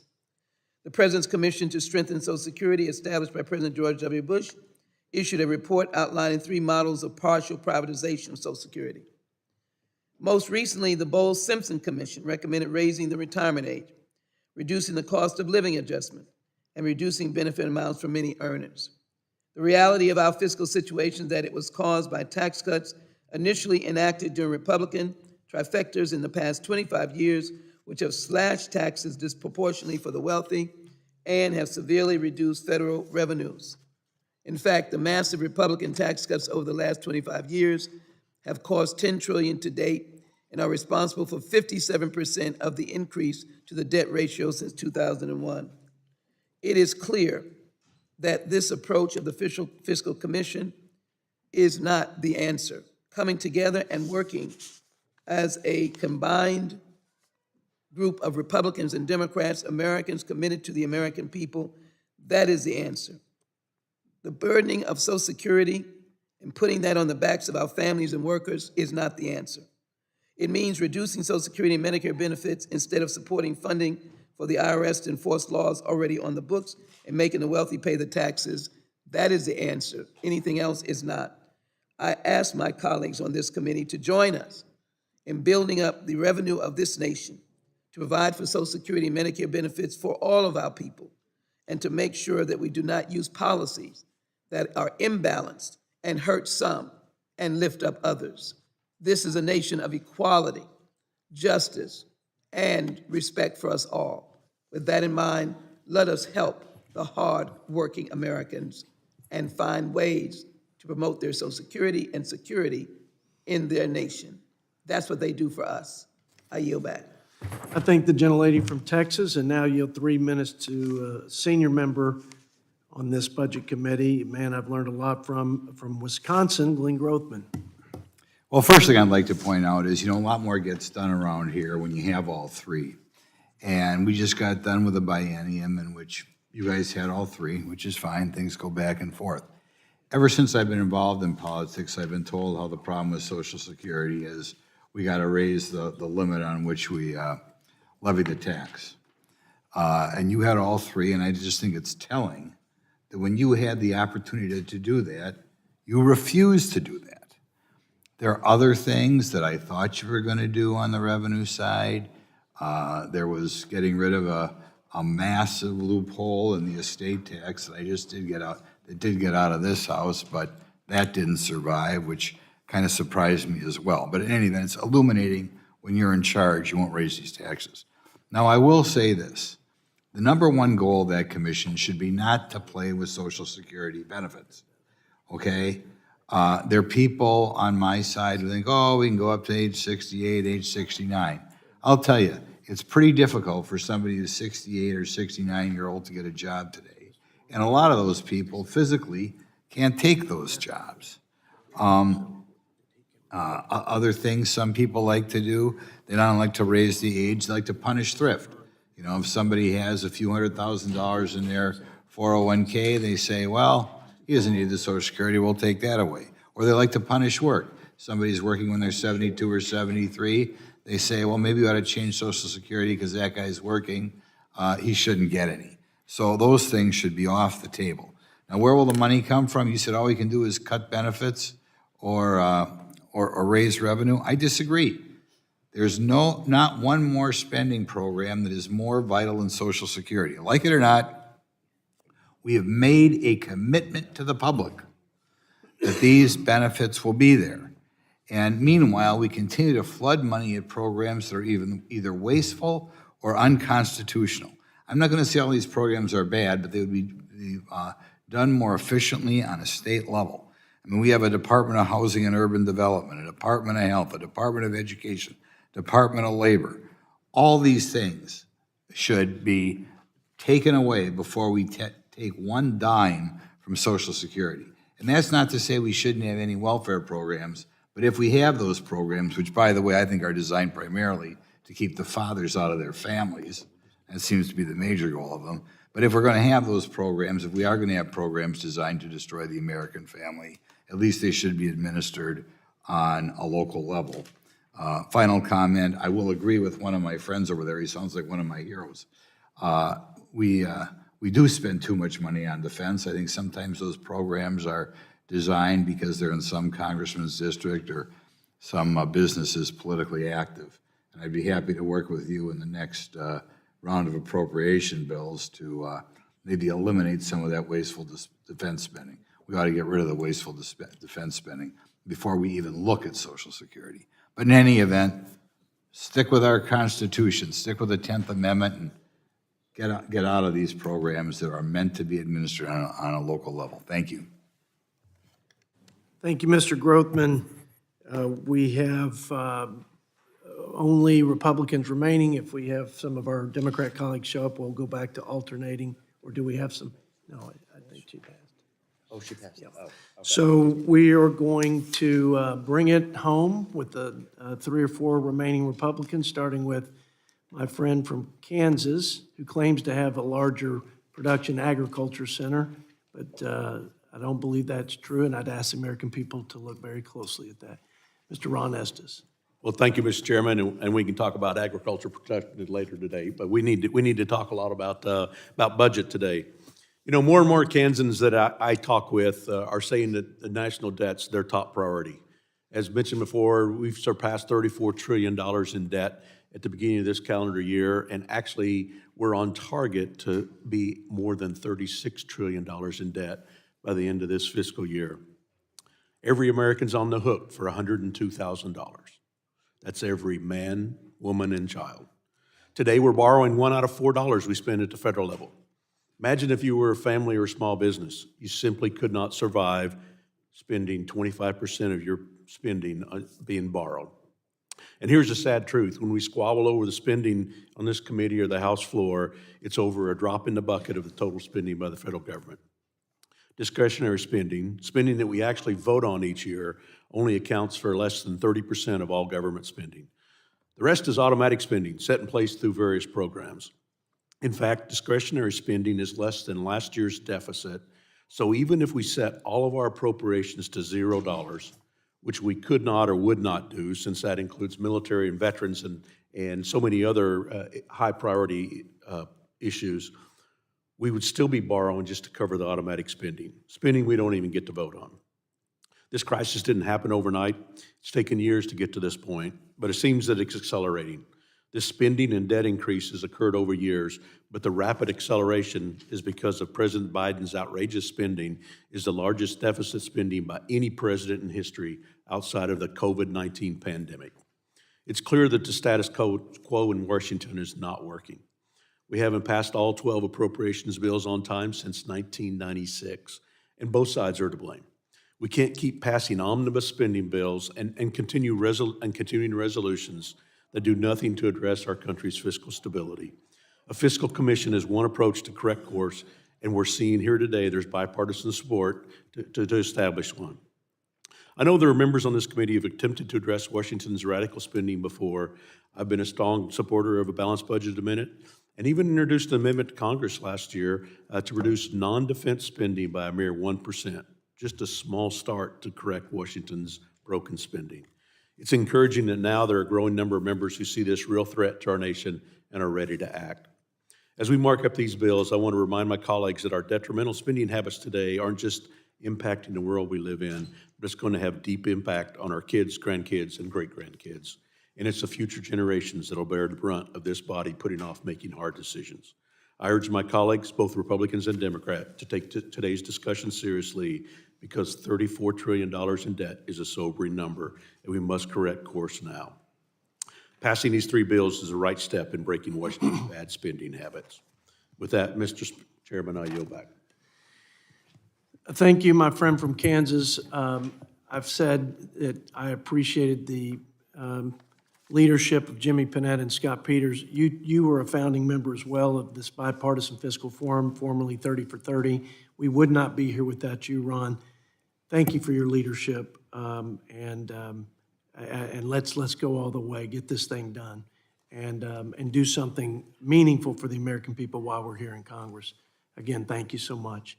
Now let's yield 3 minutes to our friend from the Keystone State, Mr. Lloyd Smuckerford. Again, 3 minutes. Thank you, Mr. Chairman. I'm glad we're holding this hearing today. I've testified in front of this committee about the need for a fiscal commission, as well as shared my experience with a commission in Pennsylvania that was bipartisan, bicameral, included the administration, of both a Republican and a Democrat administration. It spanned those administrations, and was perhaps one of the most effective legislative processes I've been part of. So I believe in the importance of this commission, and I'd like to just very briefly go back to the basics of why I think this is important. Number one, I think we are facing an existential problem with our fiscal trajectory that we're on. 34 trillion in debt, 100% of our total economy, and projected to double over the next 30 years. At best, it will infringe upon the government's ability to provide any of its basic services, including Social Security and Medicare, which are both projected to run out if we do nothing. And at worst, there are many examples throughout history, both modern and over the past thousands of years, of countries and empires that have dominated the world for periods of time and then failed. And sometimes it can happen suddenly, and other times it's a decline over time. And often that decline or that collapse is a result of fiscal policies, of taking on too much debt, not being able to make good on that. And I'm concerned today, we're seeing a few months ago some softening in our treasuries market. And at the time when folks are no longer willing to buy U.S. treasuries, we're in real trouble. Second, number one is we have an existential problem we have to address. My second reason that I think we need a commission is because I think we can still solve big problems. I think Congress can solve big problems, and I think the American people are willing to step up and solve big problems. That's difficult to imagine sometimes in today's world with the chaos and the dysfunction that we're seeing here today. But we have to try. We have to try to solve this, and I believe if we engage the American people, we explain the problem we have, the American people will be willing to step up, they'll be willing to sacrifice, they'll be willing to do what is necessary to put us on a better path, and I think they will be willing to reward members of Congress who are willing to make the right decisions to put us on a better path. Again, it may be a tall order, but we've got to try. And I want to address just a few things that were brought up. People said, well, this is Congress's job. It's almost laughable when you see how long this has been a problem and it hasn't been addressed. We have to do something differently. We have to have real discussions about this problem. And I've heard a lot of positions being staked out here today, a lot of solutions. Folks said tax the wealthy, others said cut spending. Whatever that solution is, it means nothing if you can't convince 218 other members of Congress, 51 senators, and the president. And that's the problem.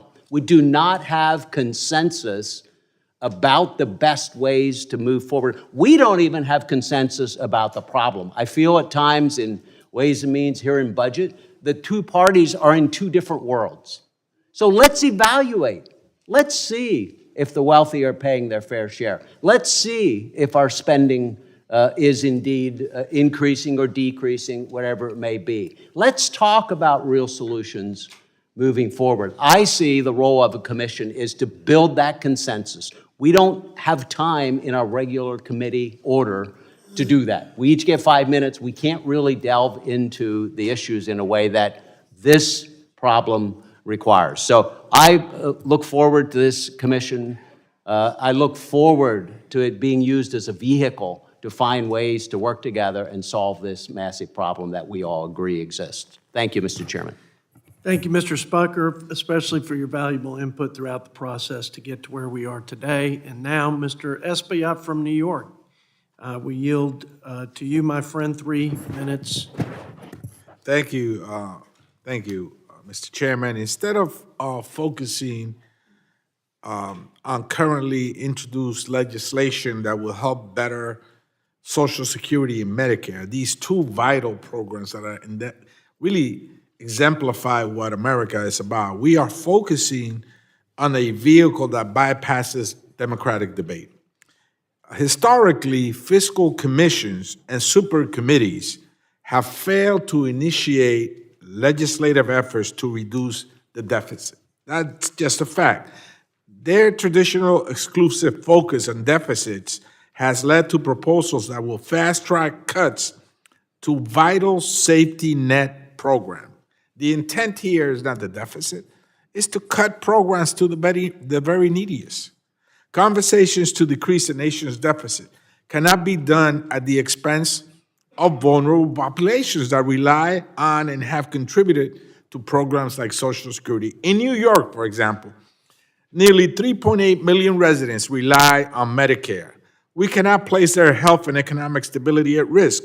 Almost 112,000 residents in my district rely on Social Security. In the Washington Heights part of my district, a neighborhood that has 17% of the residents face food insecurity and 50% are rent burdened. I am concerned that a fiscal commission will not take this reality into consideration.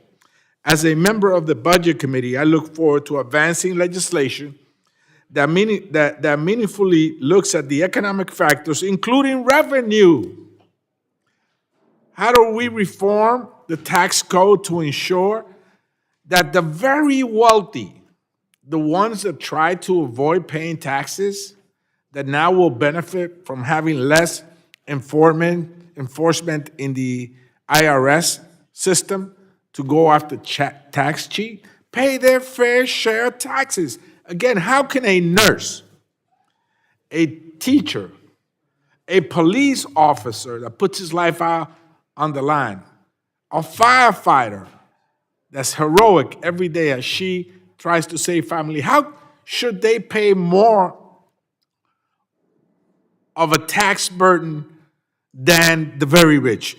It's just inconsistent with America. And I think this effort to have a fiscal commission and a super committee does not take that into consideration. In fact, what it tries to do is hurt the neediest, impact programs that are life-saving for working-class Americans.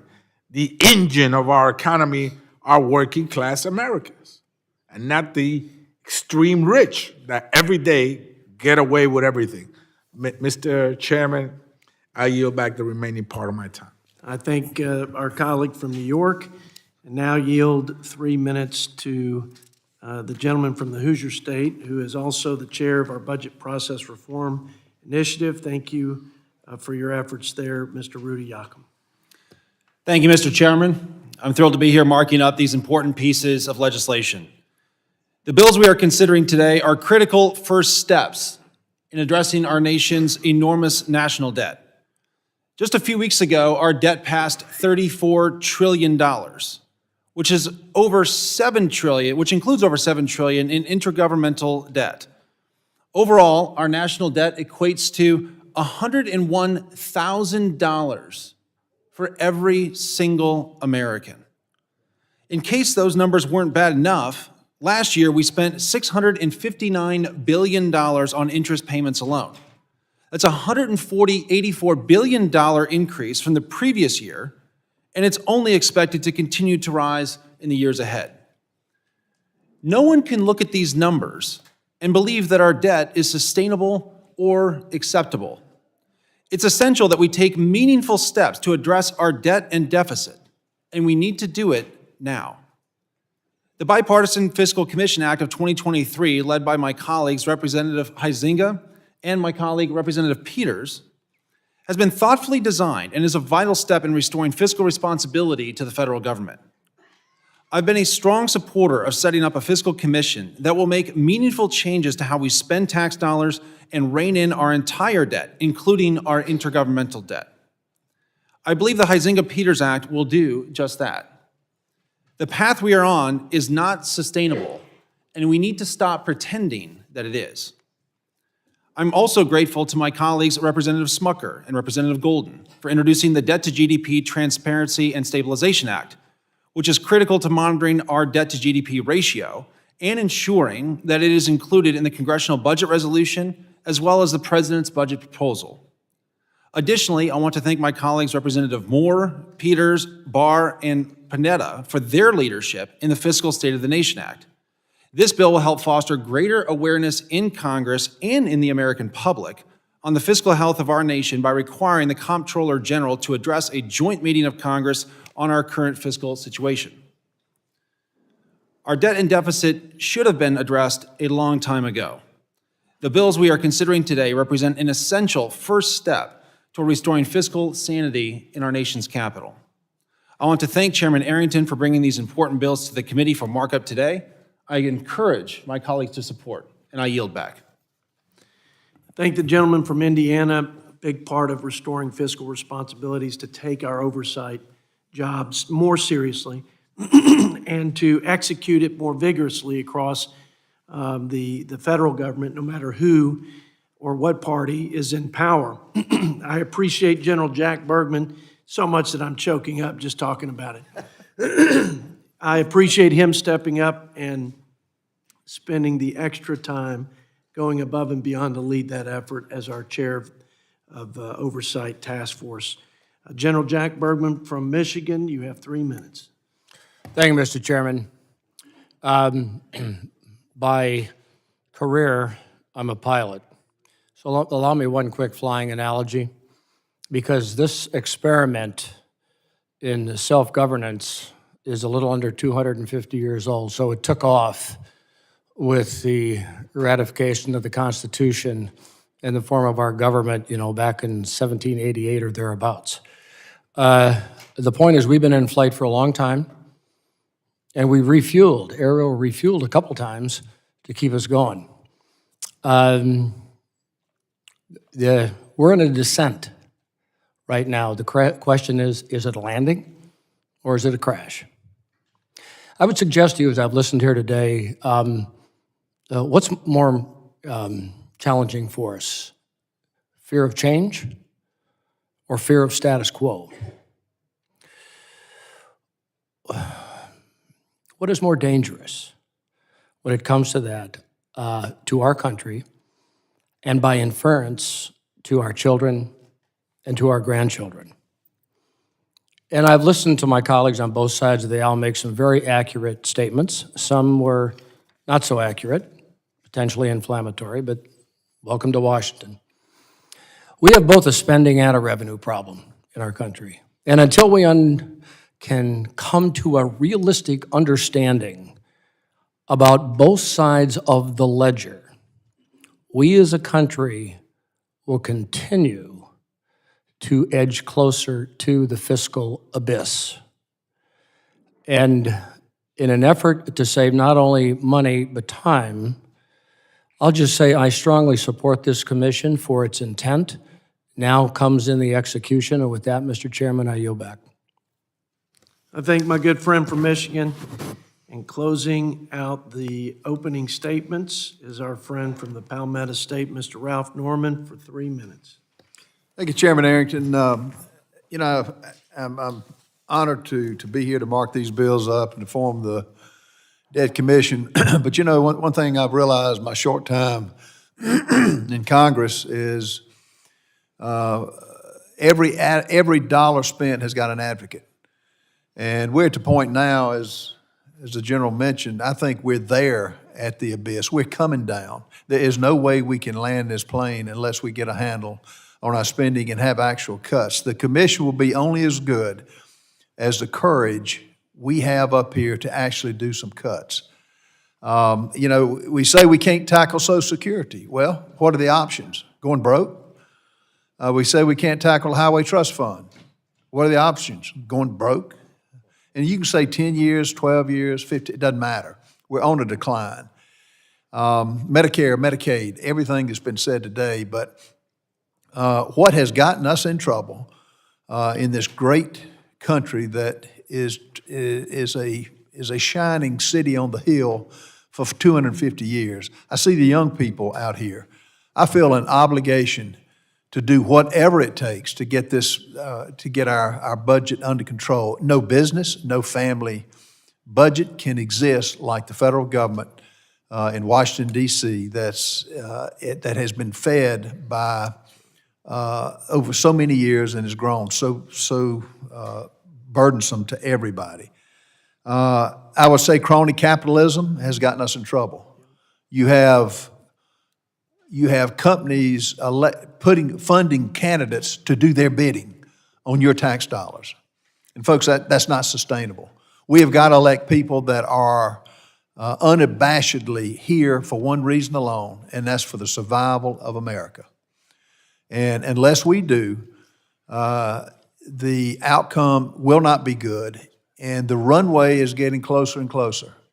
And I'm as, I guess, concerned over the last 2 years with what this administration is doing by allowing 8 to 15 million illegals coming into this country that are taking our schools. They have not contributed to our Social Security, not paying in on that. They don't speak the language. And never before have we had an open border. And if you relate to your individual business or home, would you take the locks off your home? Would you take the doors off your car? No, you don't do that. And that's exactly what's happened with this administration, all for the sake of power, all for the sake of registering 8 million people to vote and maintain the power. The status quo, we've got to stop. Whatever, I'm committed, whether it's this commission, to do whatever it takes. And one other thing I realized in being in Washington, we major in the minor. We pass all these meaningless resolutions that sound good, but it's time to do the work. There's no country that can survive what this country is facing today. And we've got to get priorities in place, which everybody has to do in the private sector. And we got the greatest country in the world, and to let it slide through our hands cannot be on my watch, it cannot be on our watch. And as one of 435 congressmen, there's 100 senators, I will do whatever I can to try to get this curse that is self-inflicted stopped. And Chairman Arrington, thank you for what you're doing to maintain some fiscal sanity in this country, and I look forward to working with you. I yield back. I thank my friend from South Carolina. A point of privilege. There's a stalwart on this issue who has served in 2 administrations, Democrat and Republican, who has dedicated his private life now in sort of retirement, I don't know that you could call it retirement, to sounding the alarm, and has been a proponent of a commission for many years. Ran a campaign called Come Back America and 10 million a minute, which at the time in 2012 or whenever it was, we were spending 10 million a minute. We're millions more a minute spending today, but he hadn't given up. He's not given up on the country, and he's not given up on his grandchildren's future. Dave Walker, welcome to the chamber today, to our committee room. You're not a stranger to this group. And I think I can speak for the entire body here as a team, not as Republicans and Democrats. We appreciate your service to our country. With that, if there are any members who would like to submit a written statement for the record, I'll hold the record open to the end of the day to accommodate those members who may not have prepared written statements. The committee will now proceed to the consideration of H.R. 5779. This legislation would establish a fiscal commission tasked with, among other things, identifying policies that will improve our nation's fiscal health. I ask unanimous consent that the first reading of the bill be dispensed with. The bill will be considered as read and open to amendment at any point, and the reading of any amendments be dispensed with without objection. So ordered. I have an amendment at the desk. The clerk will designate the amendment. A manager's amendment offered by Chairman Arrington.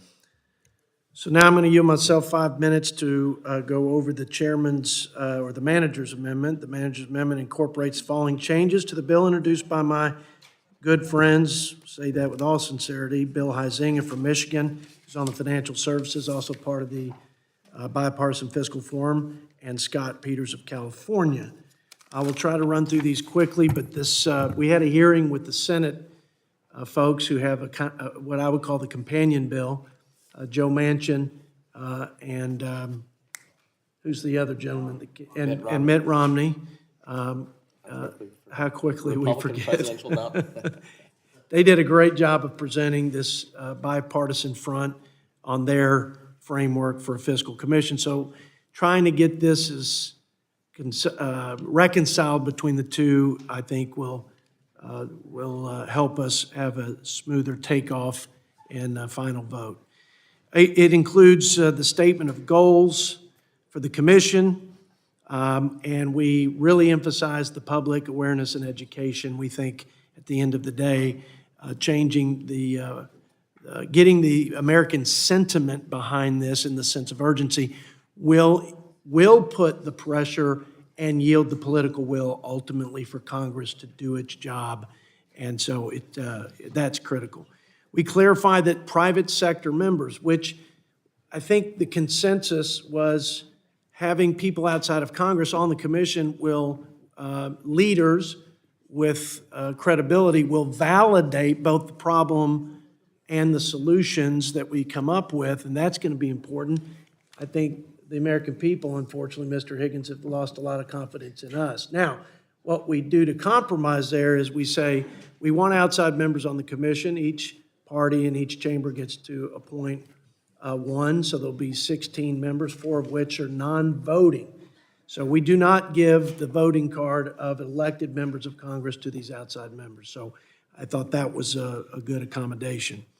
The threshold, this was important. We talked about lessons learned from past commissions. Hey, I'm as skeptical as the next person about the success of commissions. But we made a intentional structural change to help us move to what we call expedited consideration on the floor of the House and Senate. We do that by saying, look, we get a simple majority with these 12 voting members of Congress, and you have at least 2 from each party so that it's bipartisan, it will go to the floor. If the will of the people through its elected representatives vote on it affirmatively, then we'll have ourselves a consensus strategy. We will satisfy the Fitch and Moody's concerns about a long and medium-term plan. So that's the threshold. It requires the commission to hold at least 6 public hearings, at least 6, including field hearings across the country. That will be exciting. And you could probably give us insight into that, Mr. Walker, since you completed, I think, 10,000 miles in a bus tour around the country. We'd be well served to do that in this commission, and I think that's the general gist. It authorizes the commission to meet, consider, and vote on an interim report before the end of this calendar, and then no later than May of 25 for a final report and set of recommendations. It clarifies federal agencies should provide technical assistance and consult as we consult with them, or the commission consults with them, rather. With that, Mr. Boyle, I recognize you for 5 minutes for any comments you want to make. No, I'll waive at this point so that way we can get directly, obviously the managers, as going with precedent, not just in this committee, we adopt the manager's amendment with UC, and then that way we can get to the specific amendments that we have on the side of the aisle. Thank you for that. Let's see here. We've got, without objection, the amendment in the nature of the substitute. Thank you, Mr. Boyle. The amendment in the nature of a substitute will be considered as base text for the purpose of amendment, so ordered. The amendments considered by the committee will be those submitted pursuant to the agreement I made with Ranking Member Mr. Boyle. The debate time for each amendment will be limited to 14 minutes, with time equally divided. The proponent of the amendment will have 6 minutes to open up, and then we will have a rebuttal for 7 minutes, and then the proponent of the amendment will have 1 minute to close. Are there any amendments? Yes, Mr. Chairman, I have an amendment at the desk. Clerk will designate the amendment. The staff will distribute copies of the amendment. We'll pause until we have that distribution.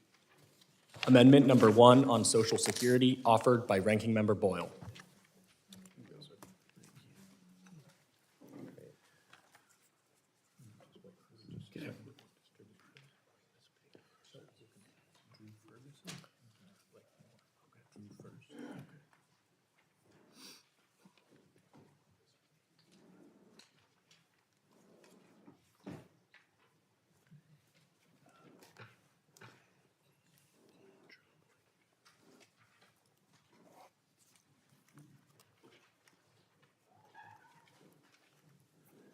I think everybody has the text of the amendment. So with that, Mr. Boyle is recognized for 6 minutes. All right, thank you. And this amendment could not be more in plain spoken. It is simply called Protect Social Security. This is an opportunity for all of us to make clear, regardless of which side of the aisle we sit on, that we recognize the importance of Social Security as the single greatest anti-poverty measure in American history. It is estimated that if Social Security did not exist, and let's not forget, it did not exist for the first 170 years or so of our nation's existence, if it did not exist today, about 40% of seniors in America today would live in poverty. Indeed, Social Security today represents the majority of income for millions of American retirees, the majority of their income. So when we talk about Social Security, I don't just look at it as, quote, some other government program. It is essential. It represents a sacred promise that this country and its government made to the American people. It is, to me, one of the greatest innovations in the history of our country. We should all band together and make clear, whether Democrats or Republicans, that we strongly support it. Now, everyone can read the amendment. It's only essentially 1 page. And let me clearly outline the goal or goals of the amendment. It states that the Fiscal Commission shall propose recommendations to strengthen and secure Social Security by 1, protecting Social Security benefits, and 2, extending Social Security solvency. This may include requiring taxpayers with incomes above $400,000 to contribute more to the Social Security Trust Fund, and paying for Social Security improvements by requiring the wealthiest Americans and corporations to pay their fair share. It has already been certified by a number of independent analysts, including the Joint Committee on Taxation, that the method that I just outlined would increase Social Security solvency, or extend it, I should say, by decades and decades. So we right now, in this simple 1-page amendment, can make clear where our values are, that we want to protect Social Security, and that we have a way to do so for many decades into the future.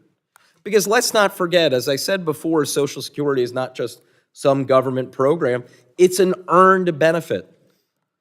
People have paid into Social Security over a lifetime of work.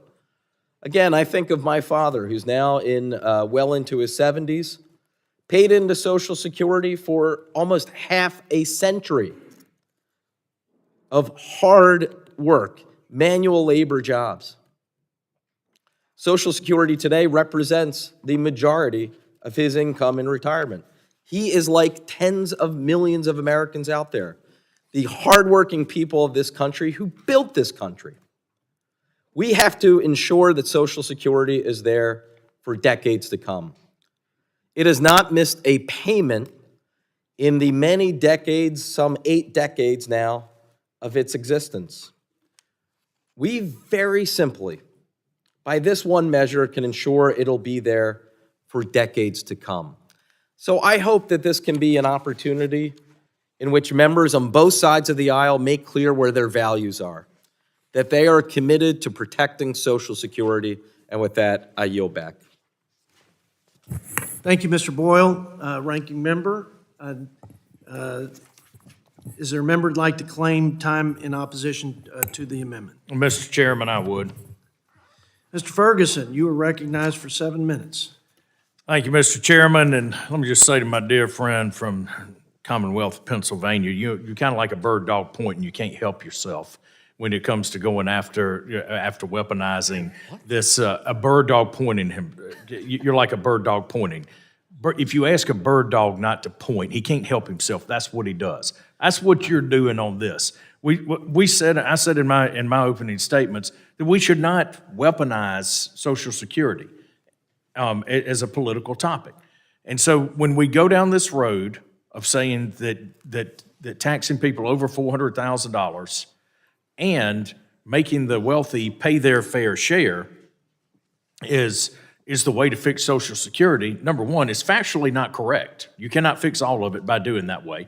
Not saying we shouldn't take any option off of the table on this, but when we're telling this commission to make Social Security secure and solvent for the next 75 years, and then you're going to hamstring it right off the bat with these two points, is going against. It creates the environment where the commission simply cannot do its job. And I think we all agree that making sure that keeping our promise on Social Security to our America's seniors is very, very important. As a matter of fact, it's paramount. It's something that we are all going to do. But I think when you say this, I mean, just think about what's in this document. Folks paying over $400,000 to contribute more to the Social Security Trust Fund. Well, exactly how much does that outline? How much does that pay? What kind of revenue does it raise? It leaves us far short even in the first couple of years of solvency. That's number one. Number two, by having the wealthy and corporations pay their fair share, I would dare say right now that they pay the vast majority. I mean, you look at the amount of money that corporate America writes every single month as their part of the payroll taxes to the Social Security Trust Fund, paying a pretty fair share. And so this simply should be seen for exactly what it is. This is a political attempt to undermine the integrity of this commission, and simply, this is an ad trying to write itself right here. And I just wish that we would be more intellectually honest in this discussion. Will Social Security, the fix for Social Security, require both modifications and revenue? The answer is probably yes. It probably is yes. But let's not hamstring this commission by telling it what it can and can't do before this horse even gets out of the gate. So with that, Mr. Chairman, I would strongly recommend voting against this amendment. And I would also like to yield some time to my friend from Colorado, Mr. Moore. I want to make sure that Utah. I want to make sure all the Utah representatives know I come from the state where we are named the greatest snow on earth, and Colorado is a distant second to our ski industry. So my apologies from a Georgia guy that doesn't know really what snow of all the looks states like. to confuse me with, Colorado's a tough one, but we get the Olympics coming back, so we're good. We win that one. We win that battle. Look, I just want to continue on with the point. Like, we cannot hamstring the commit. The whole point of today was to establish a commission that, remember, in order for this to pass, it has to garner broad support in Congress, right? In the Senate and the House. We have set up the structure to be able to set us up for success. And we can't dictate the outcomes. So this is entirely about setting up a process, setting up a commission to help us accomplish a goal. But we can't tell the commission what the goal is. We can't hamstring and tell them the outcome. That's actually makes today entirely pointless. So I echo my colleague from Georgia's notion that this becomes very politically difficult and actually disingenuous to some degree about who all uses it to go after the other side. We have to rise above that. This is none of this is an easy piece. When we had our hearing about this a few months ago, I made the point over and over again. This is difficult for everybody. This is not. But that's what we're elected to do, and we have to be willing to address this. So let's not dictate the outcomes. Let's give the commission that will be set up in a very sound, bipartisan manner to be able to go after this issue and look at data and be able to determine what the next 10 years looks like. I can't overemphasize the point. If we can't even address and we just can't touch one of our nation's largest expenditures, like we can't go after the issue. We limit ourselves to being able to solve any of these problems. And so this commission is set up in the proper way. Let's not add more things to it to cumber its ability to be successful. And I yield back. I thank the gentleman from Utah. Now recognize Mr. Boyle for 1 minute. We yield the rest of the time. Well, first, Mr. Chairman, I want to thank the gentleman from Georgia for the compliment. Bird dog, was that it? He is right. I am the bird dog for saving and protecting Social Security. I am that committed to saving this program that I have co-authored, along with Sheldon Whitehouse, legislation very similar to what's outlined in this amendment that would extend the solvency of Social Security through the year 2100. Perhaps the gentleman, and he mentioned the term intellectual dishonesty. I'm disappointed in him using that language. He may disagree with my approach, but there's nothing dishonest about it. Perhaps he's unaware that the Joint Committee on Taxation, as well as others, have verified that taking this exact approach would extend the solvency of Social Security for decades. What I see as intellectual dishonesty is among those who frankly are open to cutting Social Security but don't want to come out and say it. That's where the intellectual dishonesty lies. Now, someone might disagree, and I'm already over time. Someone might disagree with my approach when it comes to doing this on revenues. Then just be upfront and say it, that you would prefer a cuts-only or a mixed approach. I do not. That's why I'm offering this amendment. And yes, I am proud to be the bird dog for Social Security. I yield back. I see a new rebranding in your future, Mr. Boyle. Thank you for that comment. And one thing's for sure, Republicans have had the supermajority, Democrats have had the supermajority. Neither has addressed Social Security, neither. With all the ideas and all the preferences for the mix of strategies, just hadn't happened. So I hope we can get there in a sensible manner, putting our seniors first. Now I'm asking the same question. Once again, are there any other amendments? No, I've got to actually say a few other words. Question on agreeing to the amendment offered by Mr. Boyle. All those in favor say aye. Aye. All those opposed, no. No. In the opinion of the chair, the noes have it. Mr. Chairman, ask for a recorded vote. Roll call vote is requested pursuant to the bipartisan agreement. We will postpone the roll call votes until later in the markup. Are there any other amendments? Mr. Chairman, I have an amendment at the desk. Ms. Jackson Lee, the clerk will designate the amendment. The staff will distribute copies of that amendment. We'll pause for a minute or two, and then I'll yield to Ms. Jackson Lee 6 minutes. Amendment number 2 on Medicare offered by Ms. Jackson Lee.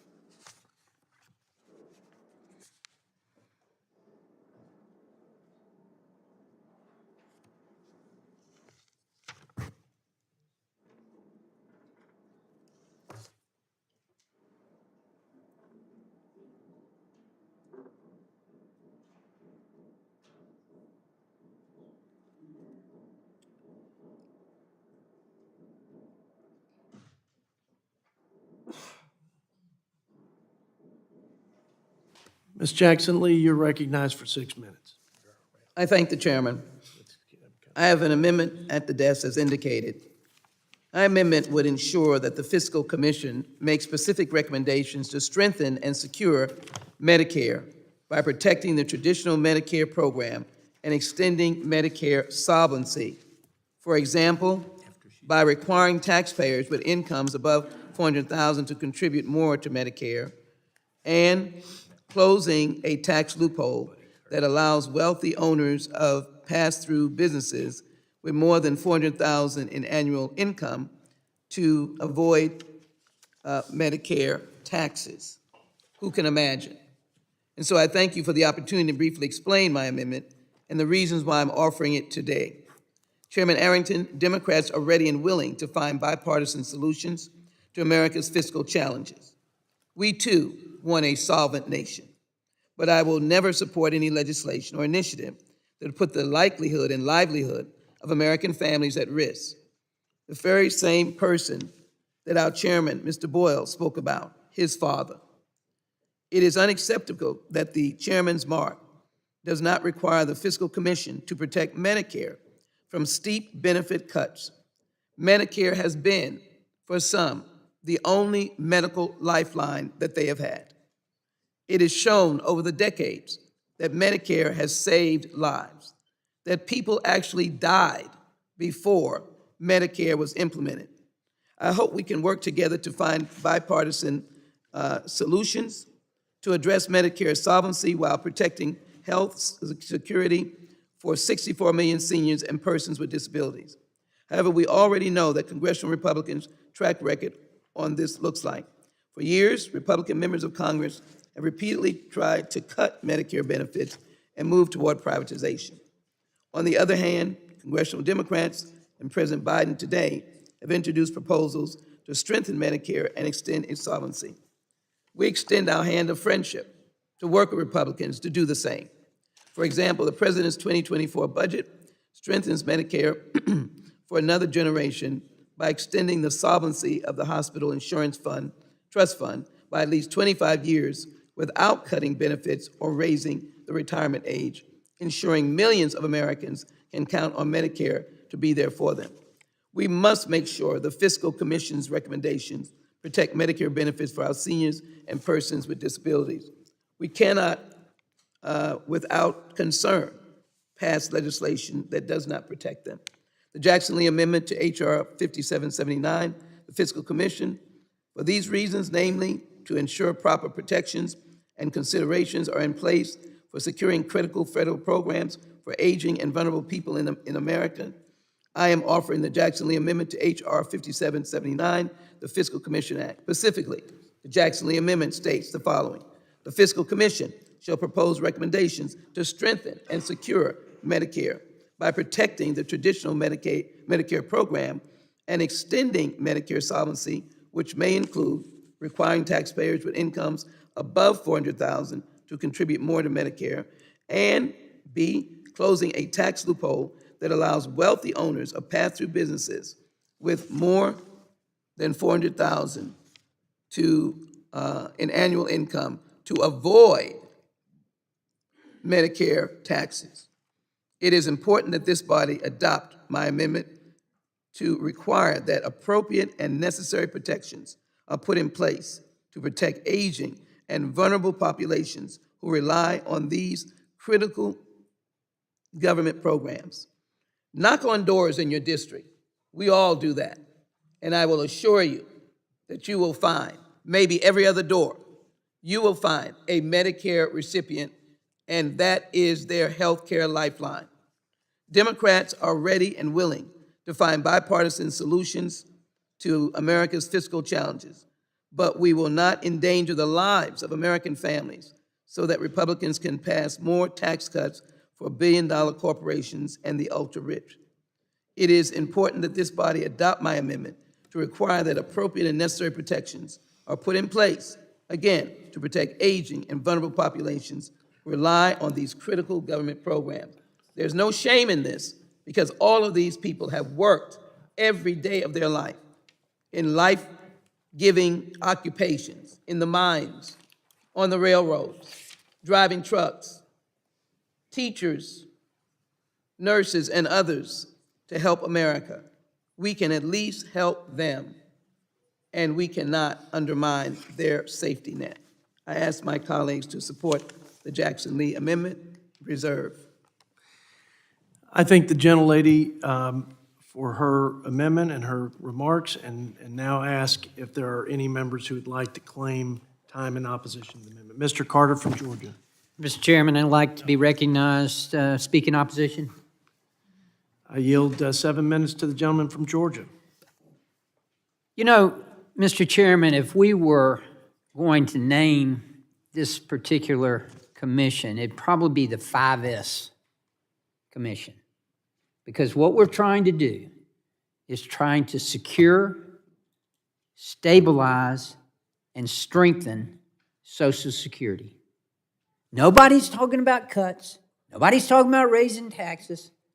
What we're talking about is securing, stabilizing,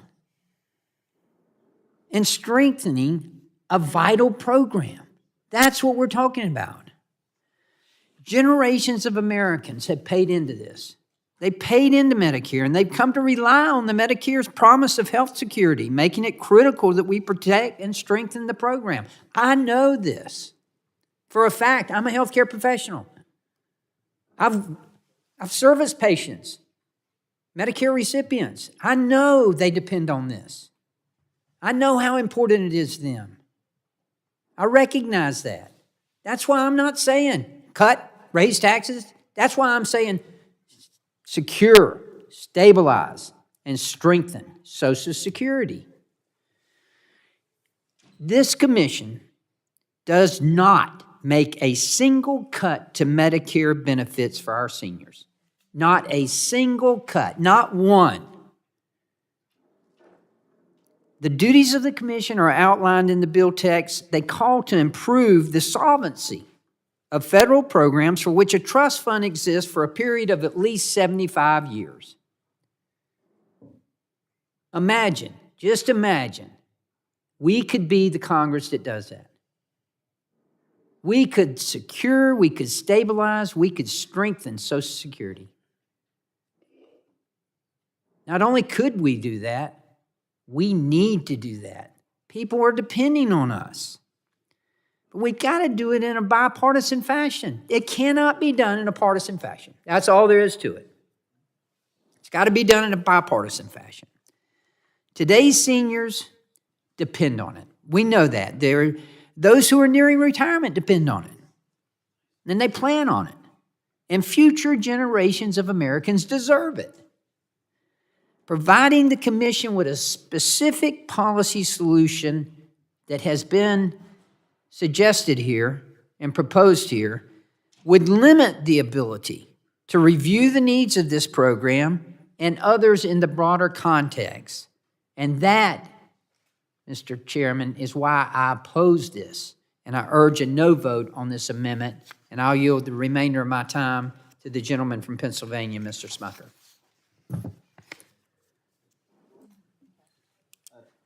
I'd like to thank Mr. Carter for yielding. And I'd also like to thank Ms. Jackson Lee for the sentiment to protect Medicare and the previous amendment to protect Social Security as well. I think we all want to ensure that we can keep the promises that have been made to those who are relying and who need these programs, who have paid into the system. And we also know that if nothing is done, if this commission or some other vehicle is not used to make changes, we won't be able to keep those promises. So I appreciate the goal of this amendment. But I also want to go back to something I mentioned earlier, and that is that we all have different ideas about how to address the fiscal trajectory that we're on, how we can fix it, how we can ensure that Social Security and Medicare promises can be kept. And that's the purpose of the commission itself, to evaluate these issues and then to come up with a shared understanding of the issues and then potential solutions that it would recommend to Congress. could very well decide to do things along the line of this amendment. But I think it's really, really important that we don't take anything off the table in terms of what the commission will be looking at. Again, could arrive at conclusions that I agree with, that you agree with, or we'll find something in the middle. But I think the goal is to create a framework that allows everything to be on the table, as our chairman said, so that our path forward can be evaluated in the best context, the fullest context possible. So for that reason, I think while this amendment is well-intentioned, I think it would hinder and hamper the commission's ability to be effective and to come up with effective solutions. And so for that reason, I oppose the amendment as well. And I yield back. Thank you. I thank the gentleman from Pennsylvania. Before I yield the closing comments to our colleague from Texas, when I think about, I'm sorry the clock ran out up there, I was going to take the remainder of that time, but it won't take me long, just to make a point. And I just associate myself with the tone and the comments of my colleagues that we don't want to predetermine the outcome here. And I believe this. I think the intention of each and every member and of this commission is strengthen, save, stabilize, and we know seniors are counting it. My mom and dad are counting on it. And but that doesn't mean, for example, there's a but let me give you an example of a savings as opposed to a revenue opportunity. A non-beneficiary savings opportunity is something that President Obama put in his budget that we included in our budget resolution. And it's what is referred to as site neutrality. And what's happened is we're paying hospitals a premium to provide the same outpatient service that independent physicians provide. It's actually creating a perverse incentive that is consolidating independent practices into hospitals because they can make more money. It's hard to compete with hospitals when our reimbursement is more to them. And so in many cases now, because hospitals have gobbled up a lot of these independent practices, simply can't compete, they're using the same physicians and healthcare providers doing the same procedures with the same outcomes, but they're getting paid inordinately more, and there's all kinds of studies. It is a lot of money that if we were running this as stewards of taxpayers, we would not allow this practice to continue. Now, I got an earful for some of my hospitals back home, and I recognize they have a tough job, and we should talk about how we make sure they're viable as a stakeholder in the healthcare ecosystem. But that isn't a best practice. That isn't effective and efficient stewardship. So that's just one bipartisan opportunity. And by the way, if we move to site neutrality, we would save $120 billion over the 10-year window. Bipartisan, introduced first by a Democrat president, now adopted into our resolution, just one example. So with that, close us out, my dear friend from Texas, Ms. Jackson Lee. Thank you. Before I do so, I want to make sure the ranking member doesn't have a brief word on this amendment, and I will close after him with a brief word. Ms. Jackson Lee is a much better public speaker than I am, so I wouldn't dream of taking any time for her 1 minute. So please don't count this against her. Thank you. Let me thank you, and thank you to the chairman as well. But this is a simple amendment that provides the girding that we don't undermine those Americans who desperately are in need of Social Security and its protection. We know what America was like pre-Medicare, pre-Social Security. There were no lifelines, and Americans were dying at 40 and 50 years old. They worked hard for 20 years, their body broke down, they had no resources to live in their older years. We must be challenged to never go back to that route again. I ask my colleagues to support this amendment that reinforces and girds Medicare as we do the research that we believe will get us at another point. I don't want to see us go down the pathway of seniors not having and ill persons not having a lifeline. I ask for the Jackson Lee amendment to be supported. With that, I yield. And I thank my colleague for her intention and sentiments on this. The question now on agreeing to the amendment is offered by Ms. Jackson Lee. All those in favor say aye. Aye. All those in opposition, no. No. It's the opinion of the chair that noes have it. Mr. Chair, I'd ask for a recorded vote. So a roll call vote is requested pursuant to the bipartisan agreement. We will postpone the roll call vote until later in the markup. Are there any other? Yes, ma'am. The President's budget extending Medicare solvency by 25 years or more, strengthening Medicare and lowering healthcare costs. Ask unanimous consent. Without objection, so ordered. Thank you. Are there any other amendments? Mr. Higgins. Thank you, Mr. Chairman. I'd like to offer an amendment.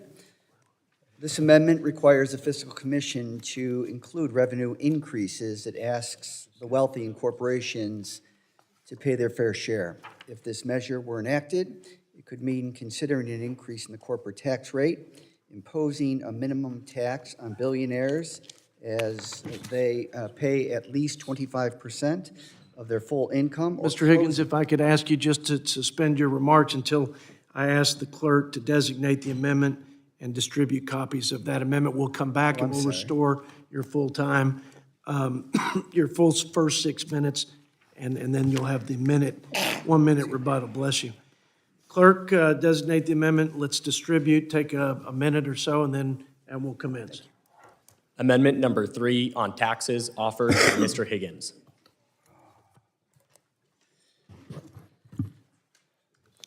Mr. Chairman, while we have this moment, if you don't mind, I just wanted to recognize a special guest, Well, our you former bet. colleague, John Yarmouth from the Commonwealth of Kentucky. Great to have you back in the room.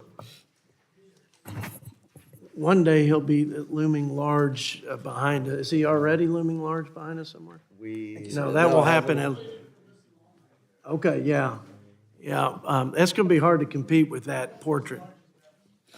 You were at Chairman Womack's portrait hanging and loved your remarks, which you could tell stem from a sincere and deep friendship over the years. And so way to set the tone and lead by example. I'm still working on Brendan Boyle, but I think we're going to get there eventually.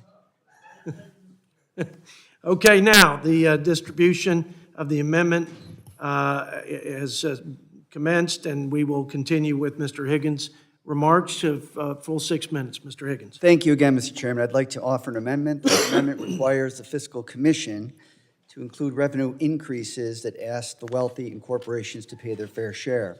If this measure were enacted, it could mean considering tax increase in the corporate tax rate, imposing a minimum tax on billionaires so that they pay at least 25% on their full income, or closing the loophole for Wall Street fund managers to carried interest as ordinary income. While the chairman's mark does require the Fiscal Commission to consider revenues, it does not require the Commission to consider tax increases that ask the wealthy and corporations to pay their fair share.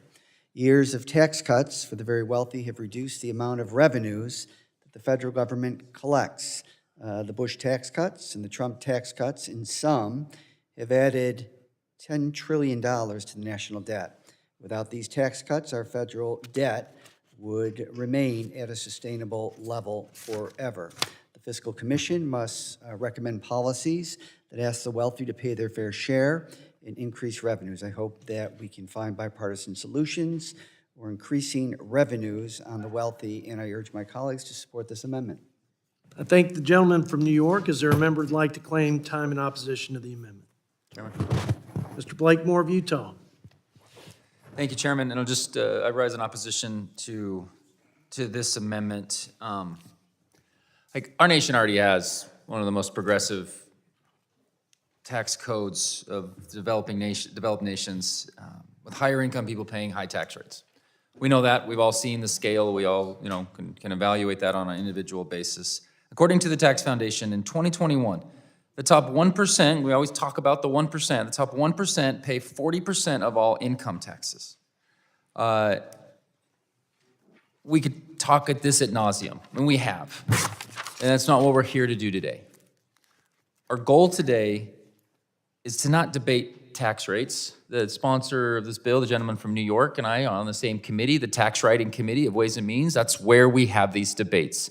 The debate today is, can we sincerely look at where we are in a political reality situation, right? When one party has the White House, House, and Senate, they charge forward with their big initiatives. In 2017, a bill I would have been supportive of, the Tax Cut and Jobs Act, the Republicans did that, right? I've been critical that we didn't do enough about spending at the same time when we had that political reality at that time.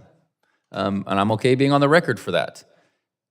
And then in 2021, and I've been here 3 years, right? So I've been in the minority and the majority. And in 2021, I saw the Democratic Party having the White House, House, and Senate, and they charged forward with American Rescue Plan and Inflation Reduction Act. They're big priorities, right? And neither situations has gotten after our deficit issue. We have a moment here, like was just previously mentioned, to be the 118th Congress that actually does something to address this. Okay? And we're gonna do that by setting up a structure that puts us forward with the best chance for success. This amendment is trying to, again, dictate an outcome. And we're not trying to do that with this commission. We are trying to empower this process to create the best outcomes. We've talked about times in our past where whether we established Social Security or Medicare, or when we've reformed in '84, there was work that was done, sincere work from Reagan and O'Neill. Can we be that group? Our political reality right now is we're in split government. So we have a filibuster in the Senate that has to pass on bipartisan support. The House of Representatives can either continue to do nothing and wait for a potential massive cut to Social Security in 8 to 10 years, or we can actually address something. And that's what we're trying to do here. So this isn't to dictate tax rates. This isn't to say what income group is supposed to pay what. We're supposed to empower this commission, not dictate outcomes, and look at what ultimately comes out of this as a final product, and then we all get to decide whether we can vote for it or not. And I just want to encourage us to stay on point, not dictate outcomes, and set up this commission and do something for the American people. And I would like to yield the remainder of my time to the gentleman from Oklahoma, Mr. Burkeen. Gentleman from Oklahoma is recognized. Chairman's indulgence. Thank you. Thank you to my colleague from Utah. I'm curious, how many of us, if you've ever gone to a general practitioner and they knew that they needed to send you to a specialist, the general practitioner wrote a prescription and said the specialist can do everything except X, Y, and Z. It's really what we're doing here. And so if we set up a commission asking them to specialize and look at different options, and the general practitioner sets the confinement restricting an option, is that really wise? So I encourage my members to vote no on this. And I can't help, as a farm kid, for those of you, if you've ever tried to pour hydraulic fluid in a tractor with a 5-gallon bucket, especially on a cold morning, you have to match the funnel with that 5-gallon bucket that weighs, especially when you're younger, it outweighs you by multitudes. And another way of putting this in word picture is you don't put a funnel for a lawnmower in the back of a tractor you're trying to pour high viscosity fluid into. And so to restrict what is already going to be a heavy lift even further, it just is not common sense. With that, I yield. I couldn't add anything to that. I appreciate those comments from my colleagues, and I associate myself with them. Are there any other members that would like to make comments in opposition to the amendment? Well, gentlemen, yield. Yes, yield to Mr. Peters. I just want 30 seconds to say I agree with the policy positions of Mr. Boyle, Ms. Jackson-Lee, Ms. Higgins, and Mr. Scott on his amendment. I think that they should be, I just don't think this is the forum, this is the right place to assert them. They should be part of the discussion. If we don't come out, if we don't deal with these issues in a satisfactory way, Democrats should not let the proposal come to the floor. If it comes to the floor and these things are not handled in terms of revenues, and protecting benefits, I will reserve the right to vote no, and I would vote no. So I just think that it's not part of the charter of the commission itself. It's part of the content of the discussion, and I hope that we can get that discussion started as soon as possible. I think the gentleman from California, and again, I agree, I think there are legitimate considerations that have been voiced. There are probably a number of more considerations, a plethora of strategies to achieve a reduction in deficit and lower debt to GDP, more stabilized indebtedness. We can't micromanage this debt commission. It flies in the face of the very mission, is to get thoughtful members. As we said, and I committed to, we put all things on the table for debate and consideration. And then let's figure out if we have, the leadership skill to fashion something that can get that 218 or 216 now and dwindling on the floor of the House and with the votes required in the Senate. But I understand the intention, and I appreciate the passion. It's not the first time I've heard that as a fellow Ways and Means member. So with that, Gentlemen, yield yes, just absolutely. for, I would say I hear the points made on essentially, I'm characterizing this attempting to keep the commission clean. Yeah. But this is not an attempt to, quote, micromanage things. It's not as if we offered 100 amendments. I think having a few, which are here, guardrails on this commission would be appropriate, which is why folks on this side of the aisle, myself included, have offered these amendments. And Thank you. I appreciate that. I just want my colleagues to understand that my Republican colleagues, many of whom are skeptical, and we're trying to build support for this, would like for us to have a no tax clause in this. And I would be I would have a more favorable view from my caucus if I would include such a provision. But I know it would kill any opportunity for us to get around the table and see if we can strike a common sense a deal that probably both sides will have concerns with, but just may save our country. So I appreciate what you're saying. I just think there are lots of ideas and considerations. The key is give maximum discretion and flexibility to come up with and to find that sweet spot of consensus that can get us that threshold of action on the floors of both chambers. Mr. Chairman, yes, if I could, a brief word on this. Yield. To echo your sentiment, look, we want this commission to have every bit of leeway and opportunity that it can to operate. And I think if we go down the road of offering all of these amendments, we're gonna start pushing each other's buttons, and then we're gonna start saying, well, we can't do anything unless we do work requirements for entitlements. We can't, whatever the issue is that just spins the other side up. I just think that honestly, keeping this thing as clean as possible, giving maximum flexibility, realizing that it probably leads to a very honest conversation of where we have to go. I'd rather have this commission have total clarity on that without restrictions. Yield back, sir. And one last comment from the peanut gallery. My ranking member could have loaded the barrel with infinite number of amendments. I mean, an infinite number.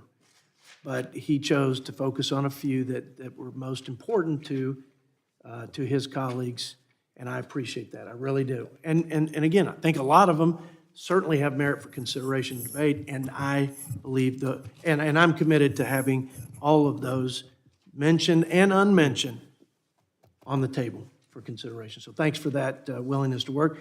Closes out, Mr. Higgins. Thank you, Mr. Chairman. You've stated explicitly several times that everything should be on the table.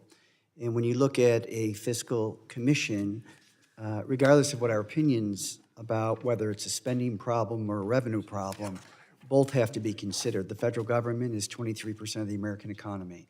And we have a problem, as expressed by both Republicans and Democrats, that up to $500 million to $1 trillion is avoided each and every year because of tax cheats or avoidance. So obviously, for the commission to have integrity, everything should be on the table, including all revenue potential and also spending. So with that, I'll yield back. I thank my friend from New York.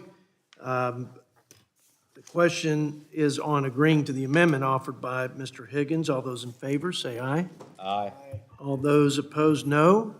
No. The opposition, or the opinion rather, of the chair is that the noes have it. We'd ask a recorded vote. A roll call vote is requested. Pursuant to the bipartisan agreement, we'll postpone the roll call vote until later in the markup. Are there other amendments? Mr. Scott? I have an amendment at the desk. Clerk will designate the amendment. The staff will distribute copies of the amendment. If we can just suspend for a brief moment, then I will hand the mic back to you for your first 6 minutes of remarks. Amendment number 4 on the tax gap offered by Mr. Scott.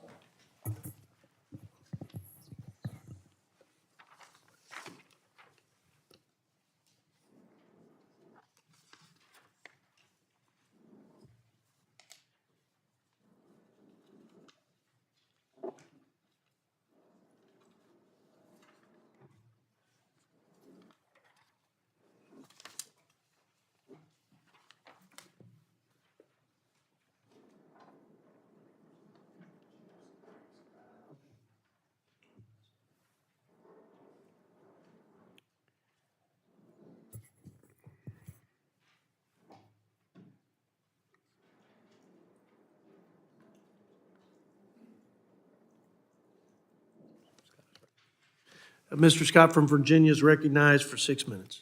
Thank you, Mr. Chairman. Mr. Chairman, this amendment requires the Fiscal Commission to include recommendations that would close the tax gap. That's the difference between what's owed and what's actually collected. This may include increased funding for the Internal Revenue Service to enforce existing law on wealthy taxpayers, such as those making over $400,000 a year who are out of compliance. There are a lot of reasons for this amendment. The first is that the chairman's amendment in the nature of a substitute does not require the Fiscal Commission to close the tax gap as part of a solution to reducing the national debt. According to the Department of Treasury, the IRS has collected an additional $520 million in tax revenue already as a direct result of the recent crackdown on evasion by 1,600 taxpayers who have over $1 million in income and had over $250,000 in recognized tax debt. This is about allowing the IRS to enforce current law and make sure the wealthy are not evading their taxes. We can't seriously consider our fiscal situation without making sure that all taxpayers are fairly paying what they owe.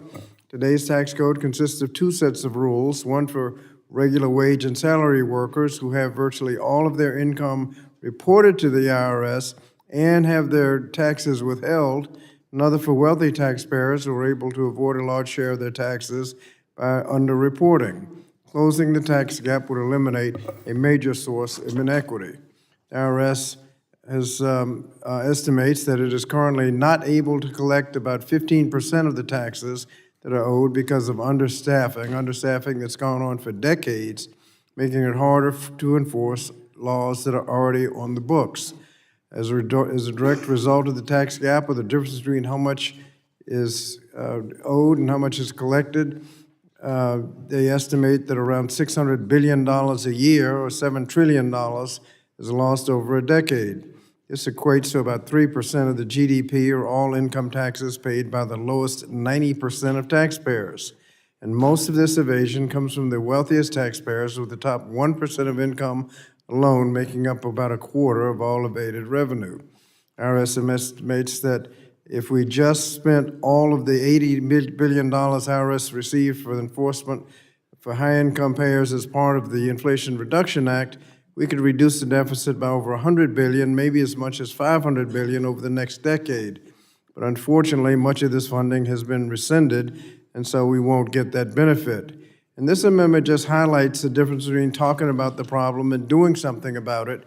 because we are currently considering a commission to talk about the reducing the deficit, while the Republican House majority is insisting on cuts to the IRS, which would have the effect of increasing the tax gap, making the deficit even worse. With that, Mr. Chair, I yield the balance of the time. Would the gentleman yield? I yield. Yeah.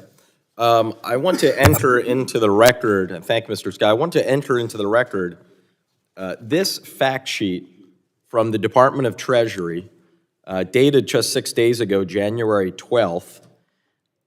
It outlines that thanks to the resources provided to it by the Inflation Reduction Act, the IRS has now collected $482 million in an ongoing effort to recoup taxes owed by just 1,600 millionaires. So this is exactly what you, Mr. Scott, were talking about in terms of the tax gap and the need for tax enforcement. Frankly, this should offend all Americans when the wealthiest 1%, or a subset of the wealthiest 1%, don't pay the taxes they owe. De facto, it means the rest of us end up having to pay more. So this is the greatest evidence that can be provided for the need for Mr. Scott's amendment. And thank goodness the IRS now has these resources, which only will help all of us. $482 million, and that's not coming from increasing taxes on anyone. So without objection, I ask this be submitted to the record. Without objection, so ordered. And I yield the balance of the time to the gentleman from Oregon, Mr. Blumenauer. Mr. Blumenauer. Thank you very much. No matter your opinion on raising revenues, I would hope that all of us can agree that people should pay taxes they already owe. And I appreciate the ranking member's information. Chronic underinvestment in the Internal Revenue Service has left the United States with a widening gap between taxes owed and taxes paid. The latest estimate, as he said, nearly $500 billion a year. Sadly, the wealthiest Americans are those with the largest amount of tax evasion. There's no polite way to say it. The top 1% fail to pay $163 billion a year, 28% of all unpaid taxes. This amendment simply directs the Fiscal Commission to prioritize solutions that ensure people pay the taxes they owe. Every dollar available for auditing taxpayers generates many, many times that amount for the federal government. But by rescinding billions of dollars in enforcement, the IRS will be less able to enforce against taxpayers with more complex returns. This is simply tax justice. This is not low-hanging fruit. It's picking the fruit up off the ground. And we're all better off if people obey the law. Thank you, and I yield back. I thank the gentleman from Oregon and my friend from Virginia for the amendment, and now would ask if there are any members who would like to claim time in opposition to the amendment. Mr. Chair. Mr. Chuck Edwards. We yield to you 7 minutes. All right, I don't think I'll need 7 minutes to address this. I heard a member a while ago suggest that maybe we ought to put guardrails on what this commission should do. I believe this amendment goes well beyond that and tends to send it down a particular rabbit hole. The reality is that America has long had one of the most progressive tax codes among developed nations, with higher income people paying higher taxes. According to the Tax Foundation, in 2021, the top 1% pay 40% of all income taxes. I think that number should soak into everyone here. The top 1% pay 40% of all income taxes. And under the Tax Cuts and Jobs Act of 2017, lower income Americans received a larger tax cut than higher income Americans. A Heritage Foundation analysis details that the percentage decrease in effective tax rates was about 5% for the highest income group and 16% for half the Americans whose income is below the median. And we're suggesting that this commission should go out and attack or tackle really so many different taxpayers. While we all agree every taxpayer should pay their fair share, it's very difficult for anyone in this room to specify what that fair share should be. And in addition, following the Tax Cuts and Jobs Act, federal revenues actually increased to record levels. The key to this commission's ability to succeed is going to be its flexibility. Rather than preempting their work now with specific policy outcomes, which is an obvious theme from many of the amendments that we've seen in the last few minutes. Our role today is to pass a framework that will allow the commission to succeed. This work must be bipartisan, as referenced many times here this afternoon. And again, providing the commission with specific policy mandates limits its ability to review the needs of the programs and others in the broader context. I would urge a no vote on this amendment. And Mr. Chair, I'd like to yield the balance of my time to Mr. Ferguson. Mr. Ferguson. Thank you, and thank the gentleman from North Carolina. Look, we have gone down this road of debating whether these enforcement numbers are meaningful or if they're gimmicky. But there are a couple of things I want to point out here. We've heard that, and I think the article, and I would ask the ranking member to correct me if I'm wrong on this, but the article that you submitted for the record just a few minutes ago, we're talking about the billions of dollars supplied to the IRS in the Inflation Reduction Act that has helped us collect over $520 million. Is that? Billion. To be fair, the IRS, it's a fact sheet from the IRS, although a lot of articles have been written on it. It's $482 million.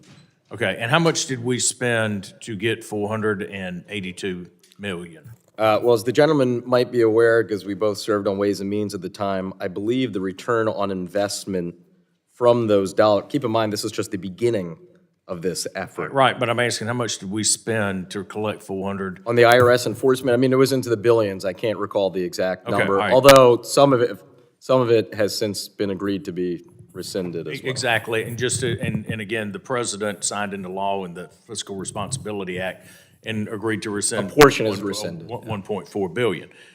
I just think we need to look at this and see actually how well this is working or not working, and realize that we have all sorts of problems within the IRS. Give you one example right now. The IRS has issued a new program that allows people that did not pay their taxes during, I think it's years 2020 and 2021 due to COVID.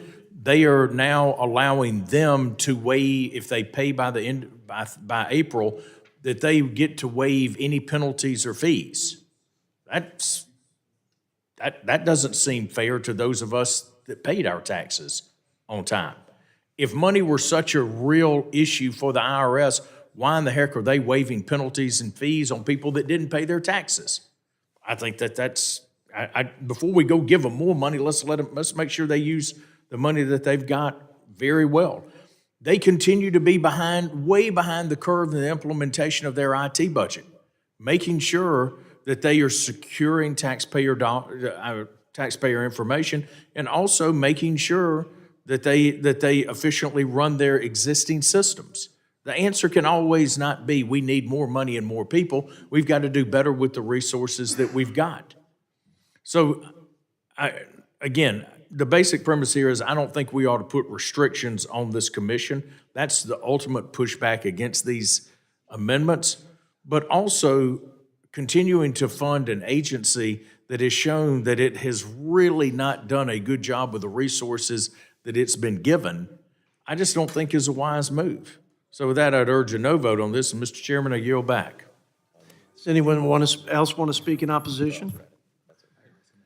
I recognize Mr. Panetta for the balance of our time. Thank you. Thank you, Mr. Chair. In opposition.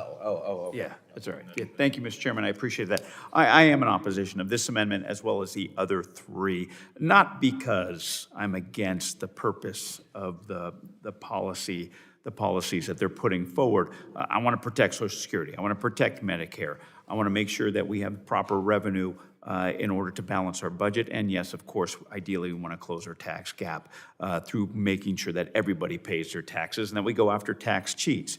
However, I do believe that these types of amendments for the Fiscal Commission are against the spirit of the Fiscal Commission and what we want to do to make sure that everything is on the table to have fruitful, beneficial, collaborative discussions going forward. So that is why I'm against the amendments. I thank the gentleman from California, and that concludes the opposition remarks. With the closing comments, Mr. Scott from Virginia. Thank you, Mr. Chairman. Mr. Chairman, this again just speaks to the difference between talking about it and doing something. If we were to spend a little more money making sure that we're collecting what's owed, we could help reduce the deficit. The Republicans are reducing that effort. And there's a difference between the Republican and Democratic approach to the budget. When we did Medicare Part D, prescriptive drug benefit, under the Republicans, it wasn't paid for, just passed it. Deficit spending. When the Democrats passed the Affordable Care Act, there were taxes to pay for it. So when the vote was taken, if you wanted the Affordable Care Act, you had to agree to the taxes. If you don't want to agree to the taxes, you didn't get the Affordable Care Act. A commission will not cure that. And that's why we need to stop talking about it and get serious about the budget. And I would hope that this amendment would be one that we would adopt to get us in that direction. I yield back. I thank the gentleman from Virginia. The question's on agreeing to the amendment offered by Mr. Scott. All those in favor say aye. Aye. All those opposed, no. No. Pursuant to the agreement that I have reached with Ranking Member Boyle, we will complete consideration of H.R. 57. Well, we skipped it. Guys, on these little, back and forth here, I'm reading a script, which I hate to do. Wish I could memorize Robert's Rules of Order here, but we need to, the noes have it, in my opinion, and pursuant to our agreement, we'll take that roll call vote at the end of our markup. With that, pursuant to the agreement I have with Mr. Boyle, we will complete consideration of 5779 later in the markup, and the committee will proceed to consideration of H.R. 6952, another bipartisan process reform bill, the fiscal state of the nation, led by our colleagues on the Budget Committee. Leading off this effort is Blake Moore from Utah, Scott Peters, Jimmy Panetta, both from California. This bill will help us sound the alarm and raise the awareness to the American people, not just how big the problem is, how exponentially worse it's getting, and the potential catastrophic effects of not dealing with it.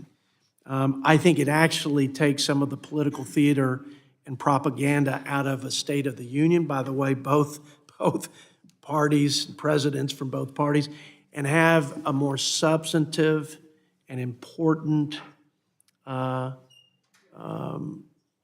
understanding of the fiscal state and the fiscal health that is of this country that is in rapid decline. I think when you do that, I think we'll have more conversations around the country, more ideas, and more accountability on Congress to do something about it.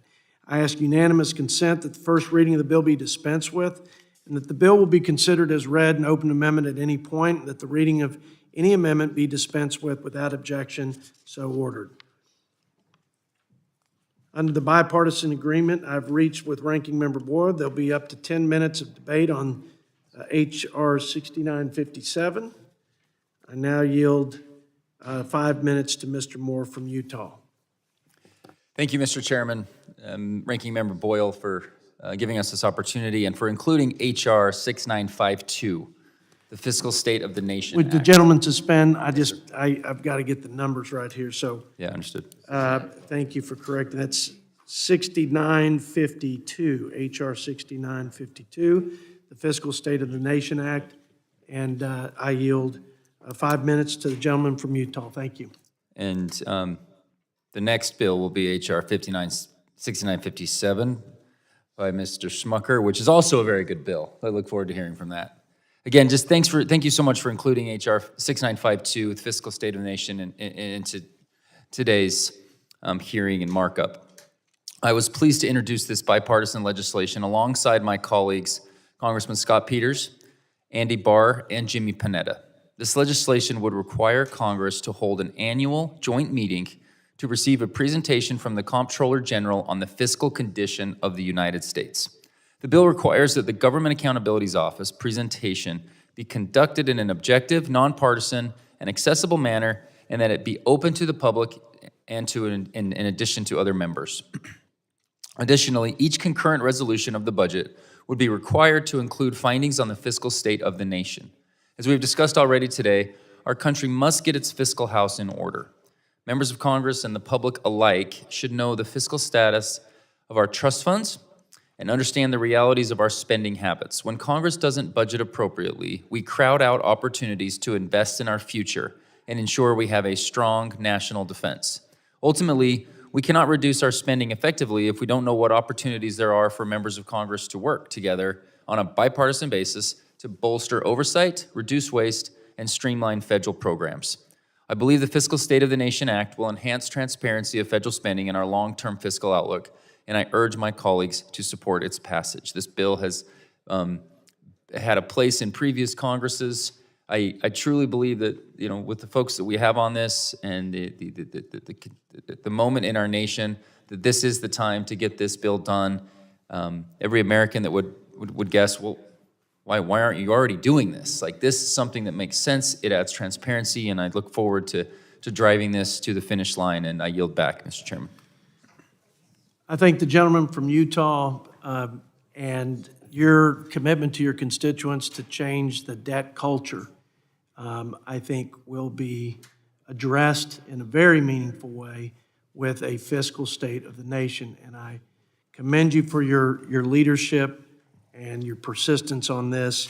And today is a great day as we consider it. And with that, I would ask if Mr. Boyle, the ranking member, has any comments, and we'll yield 5 minutes. Well, thank you, Mr. Chairman. And in the interest of showing that we can be constructive and showing that I genuinely believe we can work on a bipartisan basis to craft some solutions around here to what both Jodey and I, both the chairman and I, have said is an entirely dysfunctional, broken budget process from soup to nuts. I want to be supportive and will be supporting Mr. Moore's bill. So I commend him. I know he has a passion for this issue in particular, and so I will be supportive. And with that, I will yield as much time as he may consume, or the remainder of the time, I should say, to my friend from California, Mr. Peters. Thank you, Mr. Ranking Member, and thank you for including this in the markup today, Mr. Chairman. I'm co-leading the Fiscal State of the Nation Act with Congressman Moore, Panetta, and Barr because we need to make sure that lawmakers are equipped with the most current and impartial data on the federal budget. The bill would require the Comptroller General to present an accounting of the budget to a joint meeting of Congress. Congressman Barr and I have nearly identical resolution with 32 bipartisan co-sponsors that's before the Rules Committee. Our resolution passed the House last Congress, and we'll continue to push that to get that done again this time as well. But it's clear as ever that we need to deal with our national debt in a responsible and nonpartisan way. This legislation will cut through the noise of biased information that we members of Congress receive daily and instead give us a sober, thorough, and accurate analysis of how current and future policies influence our fiscal health. Right now, the American people want to know that Congress is taking the impending crisis seriously. I'm really encouraged that this committee is taking it seriously. This is a good step, and we can take to show them that we are, and I appreciate the time. Yield back. Mr. Peters, thank you for your leadership on this, and I'm excited about it. Did y'all know we hadn't passed a piece of legislation that hadn't, outside of the resolution, in about a decade. And I think after, as we've said, many years, and you've made note of this and have said it perfectly, if the 74 Act worked, we wouldn't have need for this, but there's just a multitude of obvious indications that it's not. So thank you, Scott. Since there are no amendments, I move that H.R. 6952. Okay, I'm going to go back to Mr. Blakemore from Utah for a motion. Thank you, Mr. Chairman, for following the script so responsibly. I move that Scary H.R. as a gun to- 6592 be reported to the House with the recommendation that the bill do pass. The question is on favorably reporting the bill. All those in favor signify by saying aye. Aye. Those opposed, no. In the opinion of the chair, the ayes have it. The motion is agreed to. H.R. 6952 is ordered, reported to the House with favorable recommendation. Congratulations, gentlemen. The committee will now proceed to consideration of H.R. 6957. Not 52, 6957. This is the Debt-to-GDP Transparency and Stabilization Act, led by our colleagues Lloyd Smucker of Pennsylvania and Jared Golden of Maine. Appreciate their efforts and their good work here, this bill would provide for more information about our growing debt crisis. Just a quick commentary. The more meaningful metric here is not the nominal amount of debt. It's just any more than it would be the debt of an individual or a family. It's what underwriters consider the ability to repay. In this case, it's not debt to income, it's debt to GDP, our capacity and wherewithal to pay the interest, service the debt, and pay the debt. And Mr. Smucker has been relentless about reminding us that is the more important and more meaningful metric, and we need to socialize that in the minds of and hearts of I think, lawmakers and the American people. It also helps us compare our nation's indebtedness over time and compare our nation's indebtedness to other countries.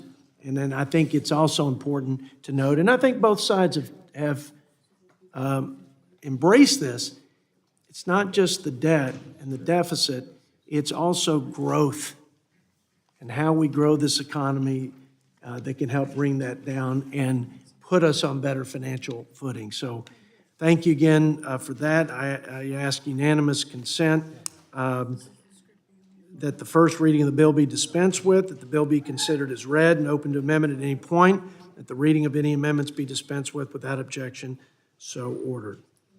Under the bipartisan agreement I've reached with Ranking Member Boyle, there'll be up to 10 minutes of debate on H.R. 6957. And now I yield 5 minutes to my friend from Pennsylvania, Mr. Smucker. Thank you, Mr. Chairman. I appreciate the opportunity to introduce this bill and have this bill included in today's markup. And you said it very well, Mr. Chairman. This bill's really simple. It just simply adds another measure that is an appropriate measure to evaluate our debt historically, with levels of debt in the past compared to the economy at that time, and also evaluate our debt compared to other countries. This is a typical measure that that is used in measuring the fiscal soundness of other countries as well across the world. And so this bill, it would just simply require that the President's annual budget submission to Congress and any concurrent resolution on the budget would include that ratio of the public debt and the impact of his proposed budget on the debt to GDP ratio. It would provide greater transparency, greater insight into the government's debt problem and its approach to managing that debt relative to the overall economic output of the United States. As I said, it's a preferred measure for the Congressional Budget Office.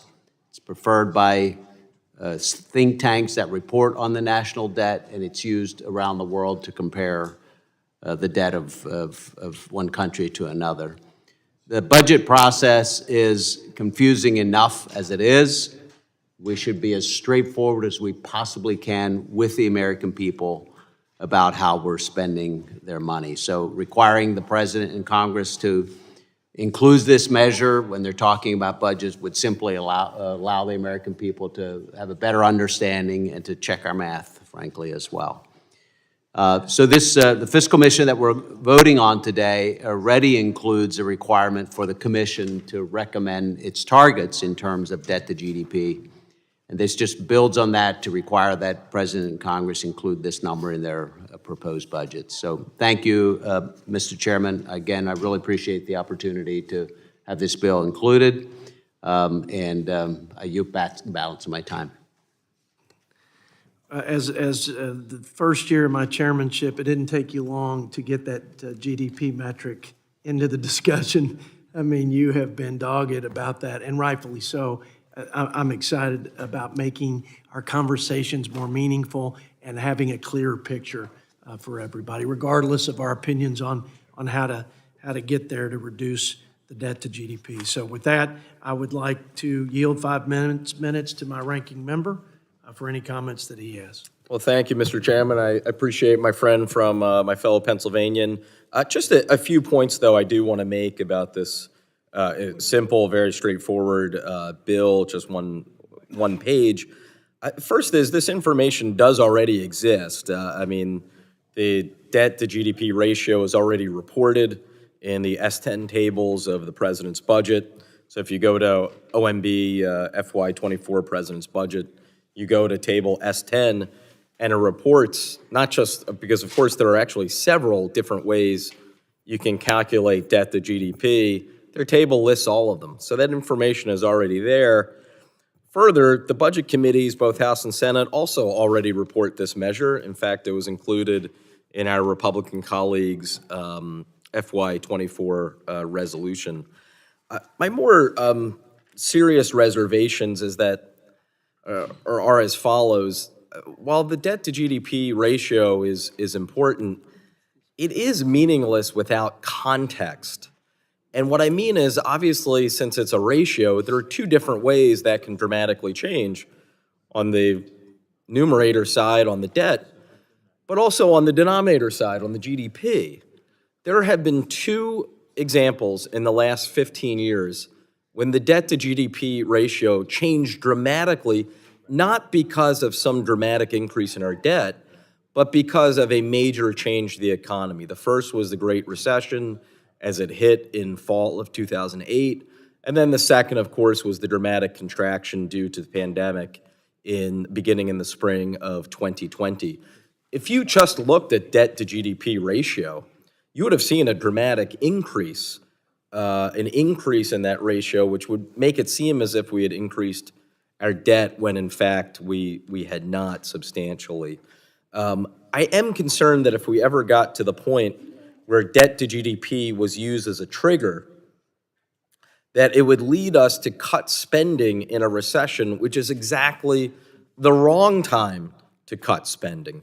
Economists on both sides of the aisle would agree that the time to ramp up government spending is during an economic slowdown, and then ideally cut back and pull back on spending and turn toward deficit reduction when you're experiencing a time of economic expansion. So those would be my reservations. I would guard against, while debt to GDP, again, can be a helpful measure, let's keep in mind there are many different ways to calculate it. By one debt to GDP measure, we're at 123%, while by another, we're at just 26%. But let's not just look at debt to GDP as if that's the be-all and end-all. That overall context is incredibly important. And with that, I yield back. Just one more point on the growth side, and there are ideas that should be considered and debated in the context of Congress and this commission about the role of growth or the ways we get at growth or encourage growth, foster growth. But if we create the conditions for growing this economy by 1% over the 2% that CBO projects, that's $3 trillion, for example, in real savings. So I think it's a good idea, and I appreciate the comments. And now I will commence to, there are no amendments, since there aren't any amendments. I yield back the balance of my time. Thank you, Mr. Ranking Member.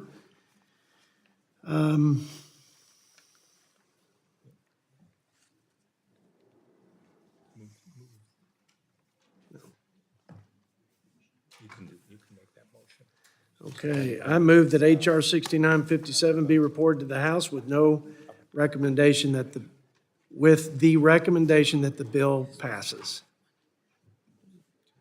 Question is on favorably reporting the bill. All those in favor signify by saying aye. Aye. Those opposed, no. No. In the opinion of the chair, the ayes have it, and the motion is agreed to. Pursuant to the bipartisan agreement, we will now complete consideration of H.R. 5779. Before voting to report the bill to the House, the committee will vote on all postponed votes on amendments to H.R. 5779. We had four amendments. Number one, amendment from Mr. Boyle. The committee will now vote on Mr. Boyle's amendment. The clerk will redesignate the amendment. Amendment number 1 on Social Security, offered by Ranking Member Boyle.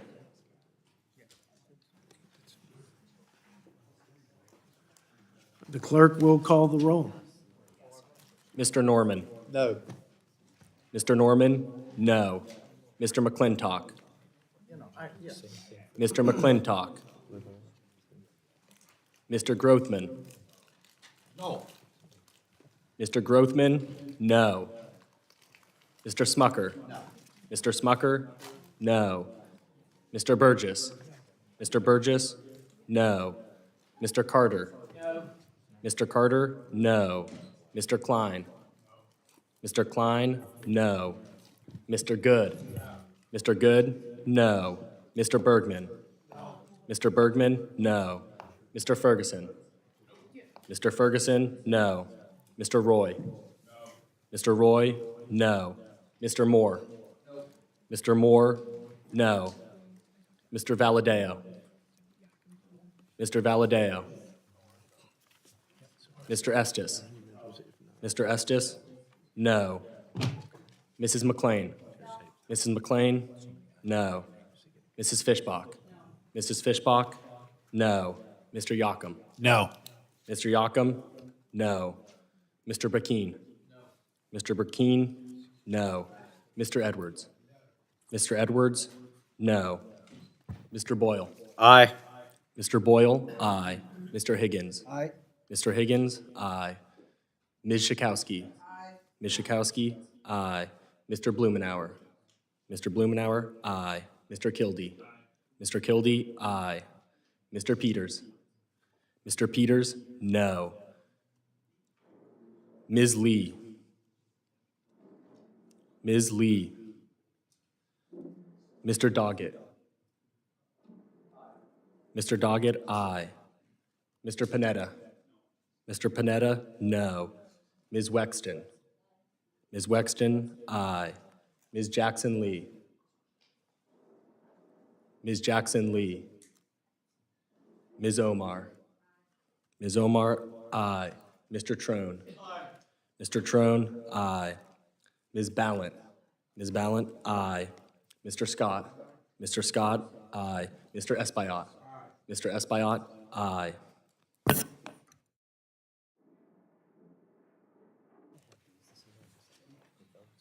Mr. Chairman. No. Mr. Chairman, no. Are there any members who wish to change their vote? If not, the clerk shall report.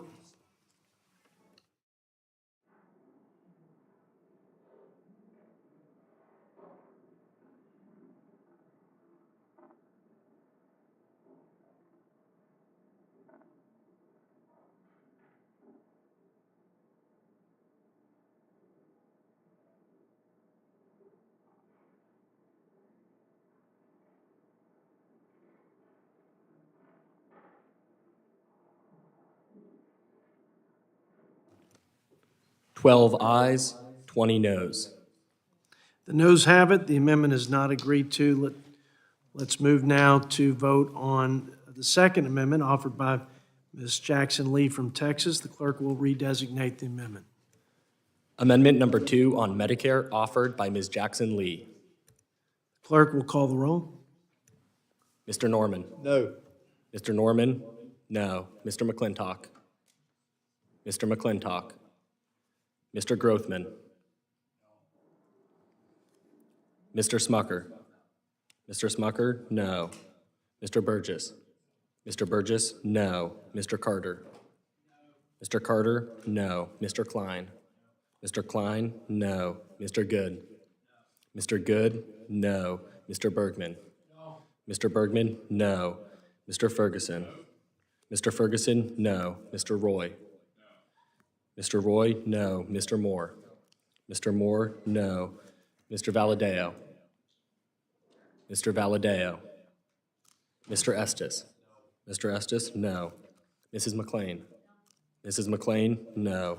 Mrs. Fishbach? Mrs. Fishbach? No. Mr. Yocum? No. Mr. Yocum? No. Mr. Bakeen? Mr. Bakeen? No. Mr. Edwards? Mr. Edwards? No. Mr. Boyle? Mr. Boyle? Aye. Mr. Higgins? Mr. Higgins? Aye. Ms. Schakowsky? Ms. Schakowsky? Aye. Mr. Blumenauer? Mr. Blumenauer? Aye. Mr. Kildee? Mr. Kildee? Aye. Mr. Peters? Mr. Peters? No. Mr. Lee? Or Ms. Lee? Mr. Doggett? Mr. Doggett? Aye. Mr. Panetta? Mr. Panetta? No. Ms. Wexton? Ms. Wexton? Aye. Ms. Jackson Lee? Ms. Jackson Lee? Ms. Omar? Ms. Omar? Aye. Mr. Trone? Mr. Trone? Aye. Ms. Ballant? Ms. Ballant? Aye. Mr. Scott? Mr. Scott? Aye. Mr. Espaillat? Mr. Chairman? No. Are there any members who haven't voted or wish to change their vote? If not, the clerk shall report.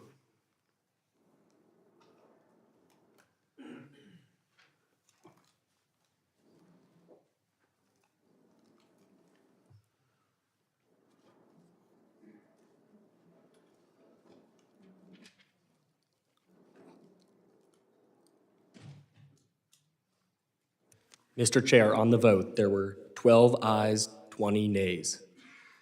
The noes have it. The amendment is not agreed to. The committee will now vote on the amendment. This would be the third amendment offered by Mr. Higgins from New York. The clerk will redesignate the amendment.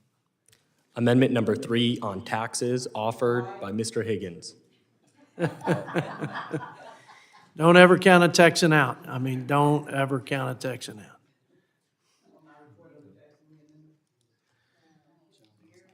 Hey, we closed the amendment. Is there a way she could vote on her amendment? You know, I'd like to, Ms. Jackson Lee, but we closed the amendment. But since I'm chairman, for the record, I think Ms. Jackson Lee would have voted to support her amendment that she presented. So with that, clerk, call the roll. Mr. Norman? Mr. Norman? No. Mr. McClintock? Mr. McClintock? Mr. Grothman? Mr. Grothman? No. Mr. Smucker? Mr. Smucker? No. Mr. Burgess? Mr. Burgess? No. Mr. Carter? Mr. Klein? Mr. Good? Mr. Good? No. Mr. Bergman? Mr. Bergman? No. Mr. Ferguson? Mr. Ferguson? No. Mr. Roy? Mr. Roy? No. Mr. Moore? Mr. Moore? No. Mr. Valadeo? Mr. Valadeo? Mr. Estes? Mr. Estes? No. Mrs. McLean? Mrs. McLean? No. Mrs. Fishbach? Mrs. Fishbach? No. Mr. Yocum? No. Mr. Yocum? No. Mr. Bakeen? Mr. Bakeen, no. Mr. Edwards. Mr. Boyle. Aye. Mr. Boyle, aye. Mr. Higgins. Mr. Higgins, aye. Ms. Schakowsky. Aye. Ms. Schakowsky, aye. Mr. Blumenauer. Mr. Blumenauer, aye. Mr. Kildee. Mr. Kildee, aye. Mr. Peters. Mr. Peters, no. Ms. Lee. Ms. Lee. Mr. Doggett. Mr. Doggett, aye. Mr. Panetta. Mr. Panetta, no. Ms. Wexton. Ms. Wexton, aye. Ms. Jackson Lee. Ms. Jackson Lee, aye. Ms. Omar. Ms. Omar, aye. Mr. Trone. Aye. Mr. Trone, aye. Ms. Ballant. Ms. Ballant, aye. Mr. Scott. Mr. Scott, aye. Mr. Espaillat. Mr. Espaillat, aye.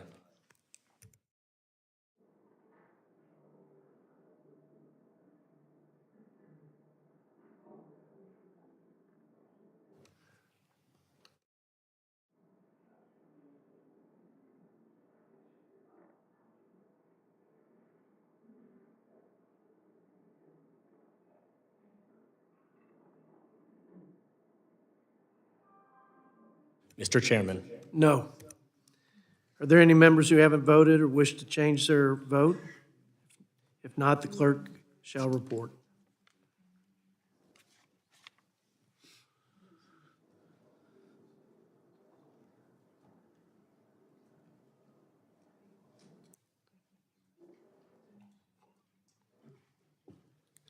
Mr. Chair, on the vote, there were 13 ayes, 20 nays. Thank you, Mr. Chapman.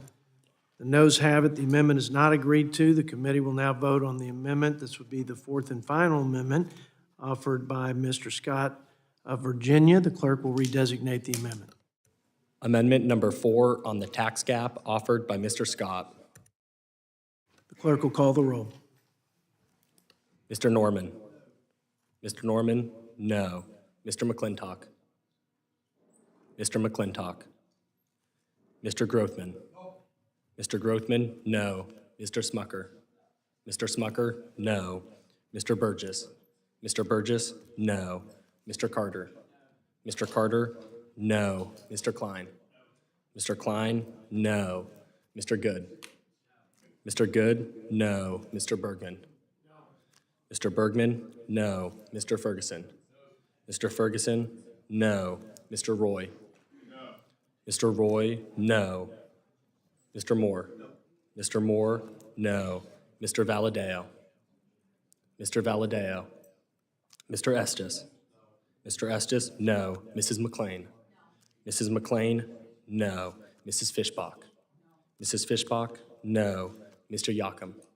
Mr. Yocum, no. Mr. Bakeen. Mr. Bakeen, no. Mr. Edwards. Mr. Edwards, no. Mr. Boyle. Mr. Boyle, aye. Mr. Higgins. Mr. Higgins, aye. Ms. Schakowsky. Ms. Schakowsky, aye. Mr. Blumenauer. Mr. Blumenauer, aye. Mr. Kildee. Mr. Kildee, aye. Mr. Peters. Mr. Peters, no. Ms. Lee. Ms. Lee. Mr. Doggett. Mr. Doggett, aye. Mr. Panetta. Mr. Panetta, no. Ms. Wexton. Ms. Wexton, aye. Ms. Jackson Lee.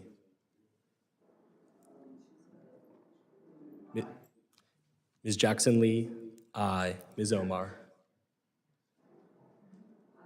Ms. Omar, aye. Mr. Trone.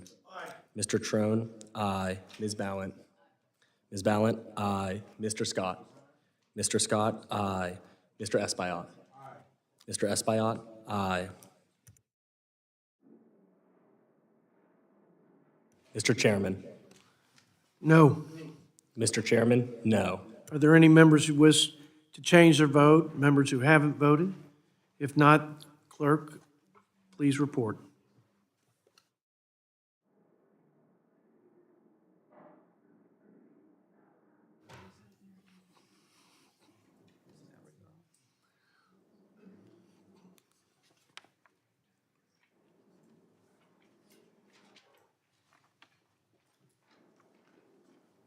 Mr. Chair, on the vote, there were 13 ayes, 20 nays. The noes have it. The amendment is not agreed to. Mr. Chairman, Ms. Jackson Lee. I'd ask respectfully reconsideration of Jackson Lee amendment. The reconsideration is not in order. Is there any way that the members could vote to reconsider so she can cast a vote for her amendment? She walked in seconds late. We're all busy people. Is there any way? Okay. Ms. Jackson Lee, again, as the chairman, I would say for the record, you were committed to your amendment. It was well articulated by you, and I know you believe wholeheartedly in it, but we can't change the rules, so. Well, Mr. Chairman, if you would yield, if I was present. Yes. I'd ask unanimous consent to accept my aye vote, but I was in judiciary in the middle of an amendment that I walked away from to get here as fast as my legs would carry me. It's noted for the record. Thank you, Ms. Jackson Lee. Now, let me recognize Bill Huizinga, since he's a co-chair of this. Mr. Huizinga, would you stand and be recognized from Michigan? He's one of the co-sponsors with Scott Peters of the H.R. 5779. Thank you for your leadership. Okay, within our final portion here, I now recognize the gentleman from Indiana, Mr. Yakum, for a motion. Mr. Chairman, I move that H.R. 5779, as amended, be reported to the House with the recommendation that the bill do pass. The question is on favorably reporting the bill. All those in favor signify by saying aye. Aye. Those opposed, no. No. In the opinion of the chair, the ayes have it. I wasn't sure if I needed to request. Yep. Yeah, I request. The clerk will call the roll. Mr. Norman. Yay. Mr. Norman, aye. Mr. McClintock. Mr. McClintock. Mr. Grothman. Mr. Grothman, aye. Mr. Smucker. Mr. Smucker, aye. Mr. Burgess. Mr. Burgess, aye. Mr. Carter. Mr. Carter, aye. Mr. Klein. Mr. Klein, aye. Mr. Good. Mr. Good, aye. Mr. Bergman. Mr. Bergman, aye. Mr. Ferguson. Mr. Ferguson, aye. Mr. Roy. Aye. Mr. Roy, aye. Mr. Moore. Aye. Mr. Moore, aye. Mr. Valadeo. Mr. Valadeo, aye. Mr. Estes. Mr. Estes, aye. Mrs. McLean. Mrs. McLean, aye. Mrs. Fishbach. Mrs. Fishbach, aye. Mr. Yakum. Mr. Yakum, aye. Mr. Bakeen. Mr. Bakeen, aye. Mr. Edwards. Mr. Edwards, aye. Mr. Boyle. Mr. Boyle, no. Mr. Higgins. Mr. Higgins, no. Ms. Schakowsky. Ms. Schakowsky, no. Mr. Blumenauer. Mr. Blumenauer, aye. Mr. Kildee. Mr. Kildee, no. Mr. Peters. Mr. Peters, aye. Ms. Lee. Ms. Lee. Mr. Doggett. Not yet, no. Mr. Doggett, no. Mr. Panetta. Mr. Panetta, aye. Ms. Wexton. Ms. Wexton, no. Ms. Jackson Lee. Ms. Jackson Lee, no. Ms. Omar. Ms. Omar, no. Mr. Trone. Mr. Trone, no. Ms. Ballant. Ms. Ballant, no. Mr. Scott. Mr. Scott, no. Mr. Espaillat. Mr. Espaillat, no. Mr. Chairman. No. Yes. I mean, just wanted to see if y'all were, wake up, Espaillat. Wake up, Scott. Mr. Chairman. I'm a strong yes. I'm a Aye. Texas yes. I'm a hell yes. In the opinion, are there any members who want to change their vote or haven't voted? Would you like to change your vote? I would not. I am yes.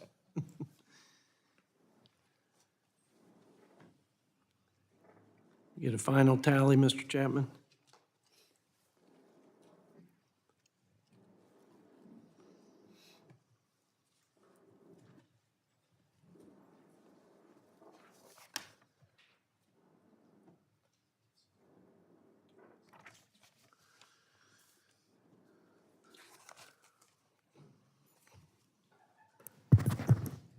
Mr. Chair, on the vote, there were 22 ayes, 12 nays. In the opinion of the chair, the ayes have it, and the motion is agreed to. H.R. 5779 is ordered reported to the House with a favorable recommendation. I note for the record that a quorum is present. Without objection, staff are authorized to make any necessary technical and conforming changes to the bill. So ordered. And, Mr. Chairman, I request the requisite number of days to submit minority views. Without objection, so ordered. And, Mr. Chairman, I ask for unanimous consent to submit the following in the record. Letters to both of us from the American Federation of Government Employees, the National Committee to Preserve Social Security and Medicare, and First Focus Campaign for Children. Letters to all representatives from the AFL-CIO, the International Brotherhood of Teamsters, the AARP, and lastly, letters from the National Education Association and the Communications Workers of America. Without objection, so ordered.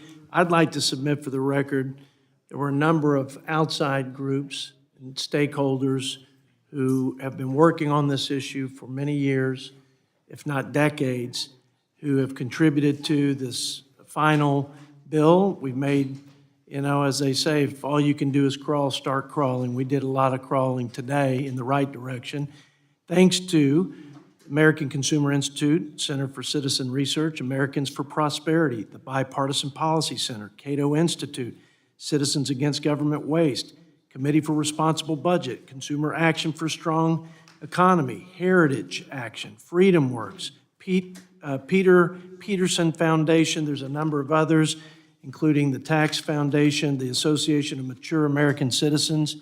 That would be appropriate, that we act like mature adults and leaders and actually solve a problem together. Together. You guys make me proud. This was a good hearing. This was a productive conversation. And who says that Congress can't function and do something positive for the American people? For the last word, I'll give, other than the ranking member, Mr. Peters. Mr. Chairman, I had asked to have something entered into the record. I don't believe I gave you time to rule on it, but I would ask unanimous consent that the record include the article by Paul Krugman, October 10th, 2023, entitled "Why We Should But Won't Reduce the Budget Deficit." Without objection, so ordered. Mr. Ranking Member, any comments before we close it out? No, I do commend the authors of the Fiscal Commission Act that passed, and look forward to hopefully continuing our work in the weeks and months ahead to reform our budget process. With that, I yield back to you. Thank you, Ranking Member. The committee stands adjourned.